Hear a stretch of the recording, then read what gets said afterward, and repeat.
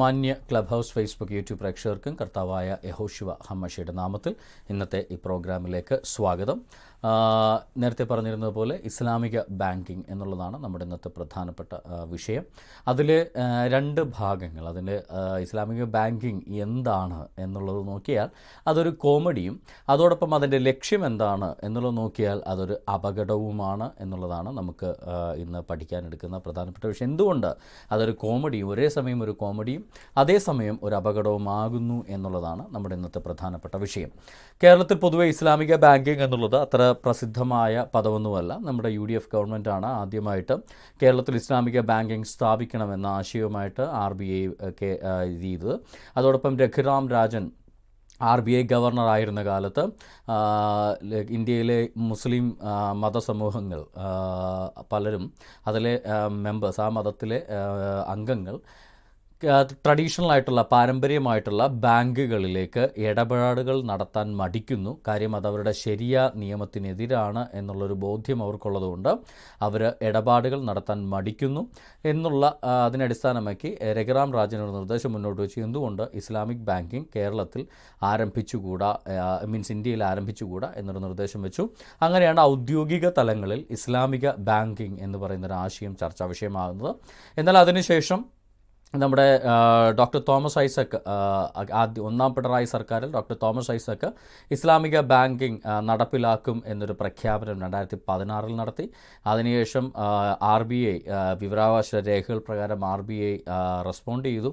ഇസ്ലാമിക ബാങ്കിങ് ഇന്ത്യയിൽ നടപ്പാക്കാൻ ഉദ്ദേശിക്കുന്നില്ല. കാര്യം അത് ഇന്ത്യയിലെ മതേതരത്വത്തിനും അതുപോലെ തന്നെ ഓരോ വ്യക്തികളുടെ ഓരോ വ്യക്തിക്കും തുല്യനീതി ഉറപ്പാക്കുന്നതിനും എതിരാണ് ഇസ്ലാമിക ബാങ്കിങ് ശൈലി. അതുകൊണ്ട് അത് നടപ്പാക്കാൻ സാധിക്കില്ല എന്ന് പറഞ്ഞുകൊണ്ട് കേരളത്തിലെ RBI അതിന് തടയിട്ടു. എന്നാൽ തോമസ് ഐസക് പ്രഖ്യാപിച്ച പോലെ 2017 CPIMൻ്റെ നേതൃത്വത്തിൽ സഹകരണ നിയമത്തിൻ്റെ അകത്ത് ഒരു സഹകരണ ബാങ്കായിട്ട് ഒരു ഇസ്ലാമിക ബാങ്ക് കേരളത്തിൽ സ്ഥാപിതമായി. എന്നാൽ അതിനുശേഷം അതിന് വലിയ വളർച്ചയൊന്നും ഉണ്ടായില്ല. ഇതാണൊരു ചുരുക്കം ഇസ്ലാമിക ബാങ്കിങ് കേരളത്തിൽ എന്നതിനെക്കുറിച്ച്. നമുക്ക് യഥാർത്ഥത്തിൽ എന്താണ് ഈ ഇസ്ലാമിക ബാങ്കിങ്? പലരും ഇസ്ലാമിക ബാങ്കിങ് എന്ന് പറയുമ്പോൾ പലരും മുന്നോട്ട് പറയുന്നു പലിശരഹിത ബാങ്കിങ്, പലിശയില്ലാത്ത ബാങ്കിങ്. ഇത് കേൾക്കുമ്പോൾ കേരളത്തിൽ കടവും കടപ്പാടിയും ഒക്കെ ഉള്ള എല്ലാവർക്കും ഒരു പരിധിവരെ സന്തോഷമാവും. അയ്യോ, പലിശയില്ലാതെ നമുക്ക് ബാങ്കിങ് സൗകര്യം കിട്ടുമെങ്കിൽ നല്ലതാണല്ലോ, ലോൺ എടുത്താൽ അതിന് പലിശ കൊടുക്കണ്ട, അങ്ങനെ പല പ്രശ്നങ്ങളും അതുമായി ബന്ധപ്പെട്ട് നമുക്ക് ഒഴിവായി കിട്ടുമല്ലോ എന്ന് ഒരു ചിന്ത പല ആളുകൾക്കും ഉണ്ടാകും. എന്നാൽ യഥാർത്ഥത്തിൽ പലിശ രഹിത ബാങ്കിങ് ആണോ ഈ ഇസ്ലാമിക് ബാങ്കിങ് എന്നത് ഒന്ന് പരിശോധിക്കപ്പെടേണ്ട ഒരു വസ്തുതയാണ്. അതാണ് ഇതിനകത്തെ കോമഡി എന്ന് പറയുന്നത്. അപ്പോൾ എന്താണ് ഇസ്ലാമിക ബാങ്കിങ് എന്ന് ചോദിച്ചാൽ, ദുബായ് ഇസ്ലാമിക് ബാങ്കിൻ്റെ വെബ്സൈറ്റിൽ പറയാം വാട്ട് ഈസ് ഇസ്ലാമിക് ബാങ്കിങ് എന്ന് ചോദിച്ചാൽ അവരുടെ വെബ്സൈറ്റിൽ അവരതിന് കൊടുക്കുന്ന ഒരു മറുപടിയാണ് ഇവിടെ കൊടുത്തിരിക്കുന്നത്. നിങ്ങൾക്കത് വായിക്കാനൊരു ചെറിയ ബുദ്ധിമുട്ടുണ്ട്. ഞാൻ ബുദ്ധിമുട്ട് ഇപ്പോൾ ഒരു സെക്കൻഡ് നേരത്തേക്കൊന്ന് മാറ്റാം. ഒരു second. Okay. The principles of Islamic banking and financial inclusion through incorporation of Sharia law. Islamic banking എന്നുള്ളതിൻ്റെ അതെന്താണ്, അതിൻ്റെ അടിസ്ഥാനപരമായ ആശയം എന്താണ് എന്നത് ഇസ്ലാമിക മതനിയമമായ ശരീഅത്തനുസരിച്ചിട്ടുള്ള ഫിനാൻഷ്യൽ നിയമങ്ങൾ, ഇസ്ലാമിക് മതനിയമമായ ശരീഅത്തിൻ്റെ അടിസ്ഥാനമാക്കിയുള്ള ബാങ്കിങ്ങിനെയാണ് ഇസ്ലാമിക് ബാങ്കിങ് എന്ന് വിളിക്കുന്നത് എന്നാണ് നമ്മുടെ ദുബായ് ആസ്ഥാനമായുള്ള Islamic bank, Dubai Islamic bank എന്നറിയപ്പെടുന്ന ആ ബാങ്കിൻ്റെ വെബ്സൈറ്റിൽ ഇസ്ലാമിക് ബാങ്കിങ്ങിനെ കുറിച്ച് പറഞ്ഞിരിക്കുന്നത്. എന്നാൽ ഇതോടൊപ്പം നമ്മൾ മനസ്സിലാക്കേണ്ട ഒരു കാര്യം, റിസാല വാരികയിൽ ഇസ്ലാമിക് ബാങ്കിങ് എന്ന വിഷയത്തെ ആസ്പദമാക്കി ഒരു ആർട്ടിക്കിൾ മുഹമ്മദ് സഖാഫി തൃക്കരിപ്പൂർ ഇറക്കിയിരുന്നു. റിസാല വാരികയിൽ ഇസ്ലാമിക് ബാങ്കിങ്ങിനെ അടിസ്ഥാനമാക്കി ഒരു ആർട്ടിക്കിൾ മുഹമ്മദ് അലി സഖാഫി തൃക്കരിപ്പൂർ ഇറക്കിയിരുന്നു. ആ റിസാല വാരികയിൽ വന്ന ആ ആർട്ടിക്കിൾ ഇങ്ങനെയാണ് നമ്മൾ വായിക്കുന്നത്. നിങ്ങൾക്ക് വായിക്കുന്നതിന് വേണ്ടി ഞാൻ കുറച്ചുകൂടെ വലുതാക്കാം. ഇതിന് ഇടപാട് രീതികൾ, ഇസ്ലാമിക ബാങ്കിങ് എന്ന പേരിലുള്ള ആർട്ടിക്കിളിനകത്ത് എഴുതിയിരിക്കുന്നതാണ്. സമൂഹത്തിൻ്റെ വിവിധ തുറകളിലുള്ളവർക്ക് ആവശ്യമാവുന്നതും എന്നാൽ ഇസ്ലാമിക ദൃഷ്ട്യാ സാധ്യമാകുന്നതുമായ രീതിയിൽ ഇടപാടുകൾ ഇതിവിടെ സംവിധാനിക്കപ്പെടുന്നു. അതുമാത്രമല്ല, ഇതിന് മതനിയമങ്ങളും ആധുനിക സാമ്പത്തിക രംഗവും നന്നായി അവബോധമുള്ള മതനിയമം എന്ന് വെച്ചാൽ ഹിന്ദു മത നിയമമോ ക്രിസ്ത്യൻ മത നിയമമോ എന്നല്ല കേട്ടോ, ഇസ്ലാം മത നിയമവും, അതായത് ഈ ശരീഅത്ത് നിയമവും ആധുനിക സാമ്പത്തിക രംഗവും നന്നായി അവബോധമുള്ളൊരു പണ്ഡിത സംഘത്തെ ചുമതലപ്പെടുത്തുന്നു. അതായത് ഇസ്ലാം മതത്തിലെ കുറേ പണ്ഡിതന്മാരെ ചുമതലപ്പെടുത്തിയിട്ട് അവരുടെ നേതൃത്വത്തിലായിരിക്കണം ഈ ബാങ്ക് പ്രവർത്തിക്കേണ്ടത്. അവർ ഇസ്ലാമിക് ബാങ്കിങ്ങിൻ്റെ സ്ഥിരം ഉപദേശക സമിതിയോ താൽക്കാലികമായി ചുമതലപ്പെടുത്തുന്നവരോ ആകാം ഇവർ. അംഗീകാരം ലഭിച്ച ഇടപാടുകൾ പൊതുജനങ്ങളുടെ അറിവിലേക്കായി പ്രസിദ്ധപ്പെടുത്തുന്നു. ഇങ്ങനെയാണ് ചെയ്യേണ്ടത് എന്നാണ് മുഹമ്മദ് അലി സഖാഫി തൃക്കരിപ്പൂർ റിസാല വാരികയിൽ. അതായത് ഇവരുടെ ഒരാശയപ്രകാരം ഇസ്ലാമിക ബാങ്കിങ് എന്ന് പറഞ്ഞാൽ ഇസ്ലാം മതനിയമ അടിസ്ഥാനത്തിൽ ഇസ്ലാം മത പണ്ഡിതന്മാരുടെ നേതൃത്വത്തിൽ അവരുടെ മതത്തിൻ്റെ ചട്ടക്കൂടിനകത്തു നിന്നുകൊണ്ട് പ്രവർത്തിക്കേണ്ടുന്ന ഒന്നാണ് ഇസ്ലാമിക ബാങ്കിങ് എന്ന് പറയുന്നത്. അപ്പോൾ ഈ ഇസ്ലാമിക ബാങ്കിങ് കേരളത്തിൽ വിളിക്കുന്നൊരു ഓമന പേരാണ് പലിശരഹിത ബാങ്ക്. കേൾക്കുമ്പോൾ എല്ലാവർക്കും ഭയങ്കര കേൾക്കാൻ ഇമ്പമുള്ളൊരിത്. പലിശ ഇല്ലാതെ ലോണ്, പലിശ ഇല്ലാതെ ഡെപ്പോസിറ്റ് എന്ന് പറയുമ്പോൾ ആർക്കും വലിയ ഇഷ്ടമൊന്നും കാണത്തില്ല. പക്ഷേ പലിശരഹിത ബാങ്കിങ് എന്ന പേരിലാണ്. കണ്ടില്ലേ, കഴുത്തറപ്പം പലിശ വാങ്ങിക്കുന്ന, പലിശ എന്ന് പറയുന്നത് നമുക്ക് ഹറാമാണ്, പലിശ വാങ്ങിക്കാൻ പാടില്ല, പലിശ ഇല്ലാത്തതായിരിക്കണം ശരീഅത്ത് നിയമപ്രകാരം, പലിശ പണമെല്ലാം ഹറാമാണ്, അതുകൊണ്ട് പലിശ ഇല്ലാത്ത ബാങ്ക് വേണം മുസ്ലിങ്ങൾക്ക് എന്ന് വാദിച്ചുകൊണ്ടാണ് പലിശരഹിത ബാങ്കിങ്. അപ്പം നമ്മൾക്ക് കേൾക്കുന്നവർക്കും അയ്യോ അവർക്ക് പലിശ വേണ്ട, എന്നാൽ അവർക്ക് പലിശ വേണ്ടെന്നങ്ങ് എഴുതി കൊടുത്താൽ അത് പ്രശ്നം കഴിഞ്ഞു. ബാങ്കിൽ ഞങ്ങൾക്ക് പലിശ ഞങ്ങൾക്ക് വേണ്ട, ഞങ്ങൾക്ക് ക്രെഡിറ്റ് ചെയ്യാൻ പാടില്ല എന്ന് എഴുതി കൊടുത്താൽ മതി. അത് പറ്റില്ല. ഞങ്ങൾക്ക് ഇസ്ലാമിക ബാങ്കിങ് ഗുണക്കാർ ഞങ്ങൾക്ക് പലിശ ഹറാമായതുകൊണ്ട് പലിശ വാങ്ങുകയോ കൊടുക്കുകയോ ചെയ്യാൻ പാടില്ല. ഇതാണ് ഇതിൻ്റെ ഓമനപ്പേര്. ഇതിൻ്റെ സത്യാവസ്ഥയാണ് നമ്മളൊന്ന് പരിശോധിക്കുന്നതിന് മുന്നേ നിങ്ങൾക്ക് എവർക്കും പരിചിതമായൊരു ഭാഗം നിങ്ങളെ ഞാൻ കേൾപ്പിക്കാം. അത് ആവശ്യമുണ്ടതുകൊണ്ടാണ്. കൂലിയല്ല, ഫീസ് 150 രൂപ. 150 രൂപ അളവെടുക്കട്ടെ. നിക്കല്ലേ, ഒരു പാന്റ് അടിക്കാൻ എന്താടാ കൂലി? കൂലിയല്ല, ഫീസ് 150 രൂപ. 150 രൂപ? ഞാൻ ഒരു 50 രൂപ വരും. അയ്യോ 50 രൂപ ട്രൗസർ അടിക്കാനേ പറ്റുള്ളൂ. ട്രൗസർ മതി. എന്നാ അളവെടുക്കട്ടെ. ഇതെന്താ ട്രൗസർ ആകുമ്പോ വള്ളി വേണ്ടേ? വള്ളി വേണ്ട, വള്ളിക്കുള്ള തുണി തയ്യില്ല. ആണോ? അപ്പൊ ഇവിടെ എടുക്കാം. ഇറക്കം ഇത് മതി. അരയിഞ്ച്. അല്ല ചെരുപ്പ് വരെ ഇരുന്നോട്ടെ. ചെരുപ്പ് വരെ അല്ലേ? അല്ല ചെരുപ്പോരാകുമ്പോ അത് പാന്റ് ആവൂലേ? പാന്റ് വേണ്ട, ട്രൗസർ. ചെരുപ്പ് വരാനുള്ള ട്രൗസർ ഇറക്കം കൂടാൻ പാന്റ്. അതെ ഇത് നമ്മുടെ ക്ലബ് ഹൗസ് പ്രേക്ഷകർക്ക് ചില സാങ്കേതിക പ്രശ്നങ്ങളുണ്ട്. ഇത് കേൾക്കാൻ സാധിച്ചില്ല. ഇതിൻ്റെ കേബിള് എവിടെയോ ഒരു മിസ്സിങ്. ഓക്കെ, എന്തായാലും ഞാൻ പറയാം. നമ്മുടെ തിളക്കം സിനിമയിൽ കൊച്ചിൻ ഹനീഫ പാൻറ് അടിപ്പിക്കാൻ വരുന്ന രംഗമാണ്. അപ്പോൾ കൊച്ചിൻ ഹനീഫ പാൻറ് വേണ്ട, പാൻറ്റിന് പൈസ കൂടുതല, ട്രൗസർ അടിക്കാൻ, അത് മുട്ടുവരെ നിങ്ങളുള്ള സാധനമുള്ള ട്രൗസർ എന്ന് പറയുന്നത് കളസം. അപ്പോൾ ട്രൗസർ അടിക്കാൻ 50 രൂപ കൊടുത്താൽ മതി. അപ്പോൾ കൊച്ചിൻ ഹനീഫ പറയുന്ന രംഗമാണ്, എനിക്ക് ട്രൗസർ മതി. അപ്പോൾ അളവെടുക്കുമ്പോൾ അത് കാലിൻ്റെ അറ്റം വരെ ഇരിക്കുന്ന ട്രൗസർ, അത്രയും നീളമുള്ള ട്രൗസർ. അല്ല എനിക്ക് പാൻറ്റ് വേണ്ട, ട്രൗസർ മതി, പക്ഷേ പാദം വരെ നീളമുള്ള ട്രൗസർ മതി. അപ്പോൾ പിന്നെ പാൻറ്റ് ആവില്ലേ എന്ന ചോദ്യത്തിന് യാതൊരു പ്രസക്തിയും ഇല്ല എന്ന് പറഞ്ഞ് ഭീഷണിപ്പെടുത്തി ഈ ഹരീസ് രേശവനെ മിണ്ടാതാക്കുന്ന രംഗമാണ് ഇവിടെ ഞാൻ കേൾപ്പിച്ചത്. ക്ലബ് ഹൗസ് പ്രേക്ഷകർക്ക് അത് കേൾക്കാൻ സാധിച്ചില്ല. എൻ്റെ ഈ സ്പീക്കറിൻ്റെ കേബിൾ മിസ്സിംഗ് ആണ്, അതാണ് കാരണം. ഓക്കെ, എന്തായാലും കാര്യം എല്ലാവർക്കും അറിയാവുന്നതുകൊണ്ട് നമ്മളതിൽ കുഴപ്പമില്ലല്ലോ. ഓക്കെ, ഞാൻ മുന്നോട്ട് പോകണം. എന്തുകൊണ്ടാണ് ഞാൻ ഇങ്ങനെ കാണിച്ചത്? പലിശ വേണ്ട, പക്ഷേ ഫീസ് മതി എന്നുള്ളതാണ് ഇസ്ലാമിക് ബാങ്കിങ്ങിൻ്റെ ആപ്തവാക്യം. അത് എന്താണെന്ന് മനസ്സിലാകണമെങ്കിൽ ഇസ്ലാമിക് ബാങ്കിങ് എന്താണ് എന്നതിനെക്കുറിച്ച് islamic.com എന്ന് പറയുന്ന അവരുടെ സൈറ്റ്, ഇസ്ലാമിക് ബാങ്കിങ് .com എന്ന് പറയുന്ന ആ ഇസ്ലാമിക് ബാങ്കിങ്ങിൻ്റെ സൈറ്റ് കാണിച്ചിരിക്കുന്ന കാര്യമാണ് ഞാൻ നിങ്ങളിലേക്ക് ഇപ്പോൾ ഇവിടെ കൊണ്ടുവരുന്നത്.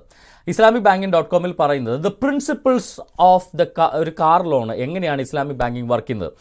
The financing of an Islamic car surely is a most important criterion because financing a vehicle for a Muslim using riba എന്ന് വെച്ചാൽ interest and using funds that have previously been used for a non-halal activities cannot be ethical context as Islamic Sharia requires.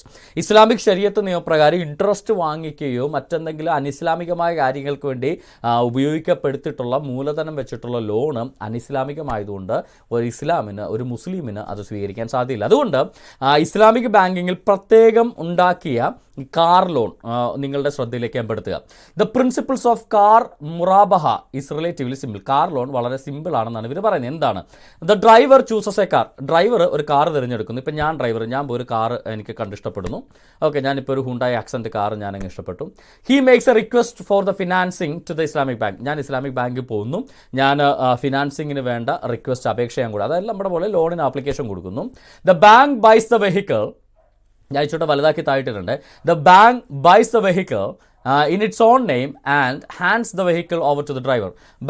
ബാങ്കിൻ്റെ പേരിൽ car വാങ്ങിച്ചിട്ട് ഡ്രൈവർക്ക്, അതായത് എനിക്ക് വിട്ടുതരുന്നു. The driver pays a monthly installment to the bank for a period agreed in advance by both parties and which include the profit of the Islamic lender. അതായത് ഈ Islamic ബാങ്കിന് ഞാൻ ഇപ്പോൾ 30,000 രൂപയുടെ 3 ലക്ഷം രൂപയുടെ ഒരു കാർ ഞാൻ വാങ്ങിച്ചാൽ 3 ലക്ഷം രൂപയല്ല ഇസ്ലാമിക് ബാങ്കിന് ഞാൻ തിരിച്ചടക്കുന്നത്. ഞാൻ ഇസ്ലാമിക് ബാങ്കിൻ്റെ ഒരു പ്രോഫിറ്റും കൂടെ കണക്കാക്കി ഒരു 3.5 ലക്ഷമോ 4 ലക്ഷമോ രൂപ ഞാനിപ്പോൾ 5 വർഷത്തേക്കാണ് ആ ലോൺ എടുക്കുന്നതെങ്കിൽ തിരിച്ചടക്കുക. അല്ല, ഇത് തന്നെയല്ലേ നമ്മുടെ സാധാരണ കാർ ലോൺ? നമ്മൾ കാർ ലോൺ എടുത്തു കഴിഞ്ഞാൽ എന്താ ചെയ്യുക? ആ കാർ ലോൺ തന്ന ഫിനാൻസിങ് സ്ഥാപനത്തിന് ഒരു പ്രോഫിറ്റ് ഉണ്ട്. ആ പ്രോഫിറ്റാണ് ഇത്ര ശതമാനം, നമ്മുടെ കാർ ലോണിൻ്റെ എമൗണ്ട് എത്രയാണോ അത്രയും ശതമാനം പ്രോഫിറ്റ്. അതിനെയാണ് ഇൻട്രസ്റ്റ് എന്ന് പേരിട്ട് വിളിക്കുന്നത്. ഇവിടെ പേര് മാത്രം മാറുന്നു, സംഭവം കാശ് നമ്മൾ കൊടുക്കണം. നമ്മളിപ്പോൾ ഒരു കാർ ലോൺ എടുത്തു കഴിഞ്ഞാൽ 3 ലക്ഷത്തിൻ്റെ കാർ ലോൺ എടുത്തു കഴിഞ്ഞാൽ 5 വർഷം കൊണ്ട് അത് അടക്കുന്ന ഒരു പക്ഷേ 4 ലക്ഷം രൂപയായിരിക്കും നമ്മൾ അടക്കുന്നത്. ആ 1 ലക്ഷം രൂപയാണ് കോസ്റ്റ് ഓഫ് ക്രെഡിറ്റ് എന്ന് പറയുന്നത്. പലിശ ചിലപ്പോൾ 10% 12% ഒക്കെ ആയിരിക്കും പലിശ നിരക്ക്. ഇസ്ലാമിക് ബാങ്കിങ് എന്ന് പറഞ്ഞാൽ അതിന് പലിശ എന്ന് പറയാൻ പാടില്ല. 3 ലക്ഷത്തിൻ്റെ കാറെടുത്ത് അവിടെയും 3.5-4 ലക്ഷം രൂപ തന്നെ നമ്മൾ തിരിച്ചടക്കണം. പക്ഷേ ഈ നമ്മളുടെ കൊടുക്കുന്ന എക്സ്ട്രാ കൊടുക്കുന്ന പൈസ ഇല്ലേ, 3 ലക്ഷത്തിൻ്റെ കാറിന് പകരം നമ്മൾ 3.5-4 ലക്ഷം രൂപ കൊടുക്കുമ്പോൾ 50,000 1 ലക്ഷം രൂപ നമ്മൾ ഈ ബാങ്കിന് നമ്മൾ എക്സ്ട്രാ കൊടുക്കുമല്ലേ, അതിനെ പലിശ എന്ന് പേരിടാൻ പാടില്ല. അതിന് എന്താ പറയുന്നത്, financial profit of the lender എന്ന് പേര് വിളിക്കണം. അതായത് സംഭവം പാൻറ്റ് തന്നെ, പക്ഷേ ട്രൗസർ എന്ന് പേര് വിളിക്കാൻ പാടുള്ളൂ. സംഭവം പാൻറ്റ് തന്നെ, കാലിന് നീളം മുഴുവൻ പാൻറ്റിൻ്റെ വേണം, സാധനം പാൻറ്റ് വേണം, പക്ഷേ പേര് ട്രൗസർ എന്ന് മാത്രമേ വിളിക്കാൻ പാടുള്ളൂ. അതായത് പലിശ തന്നെയാണ് ഇവർ ചെയ്യുന്നത്, പക്ഷെ പേര് മാത്രം മാറ്റി പലിശയെന്ന് മാറ്റിയിട്ട് പ്രോഫിറ്റ് ഓഫ് ദ ലെൻഡർ എന്നങ്ങ് പേരിടും. ഇതെന്തൊരു ഉടായിപ്പാ! ഇതിനെയാണ് കോമഡി എന്ന് പറയുന്നത്. ഇപ്പോൾ ഉദാഹരണത്തിനായിട്ട് ഈ ട്രൗസറും പാൻറ്റും എന്നുള്ളതിന് ഞാൻ 2-3 ഉദാഹരണങ്ങൾ നിങ്ങൾക്ക് കാണിക്കാം.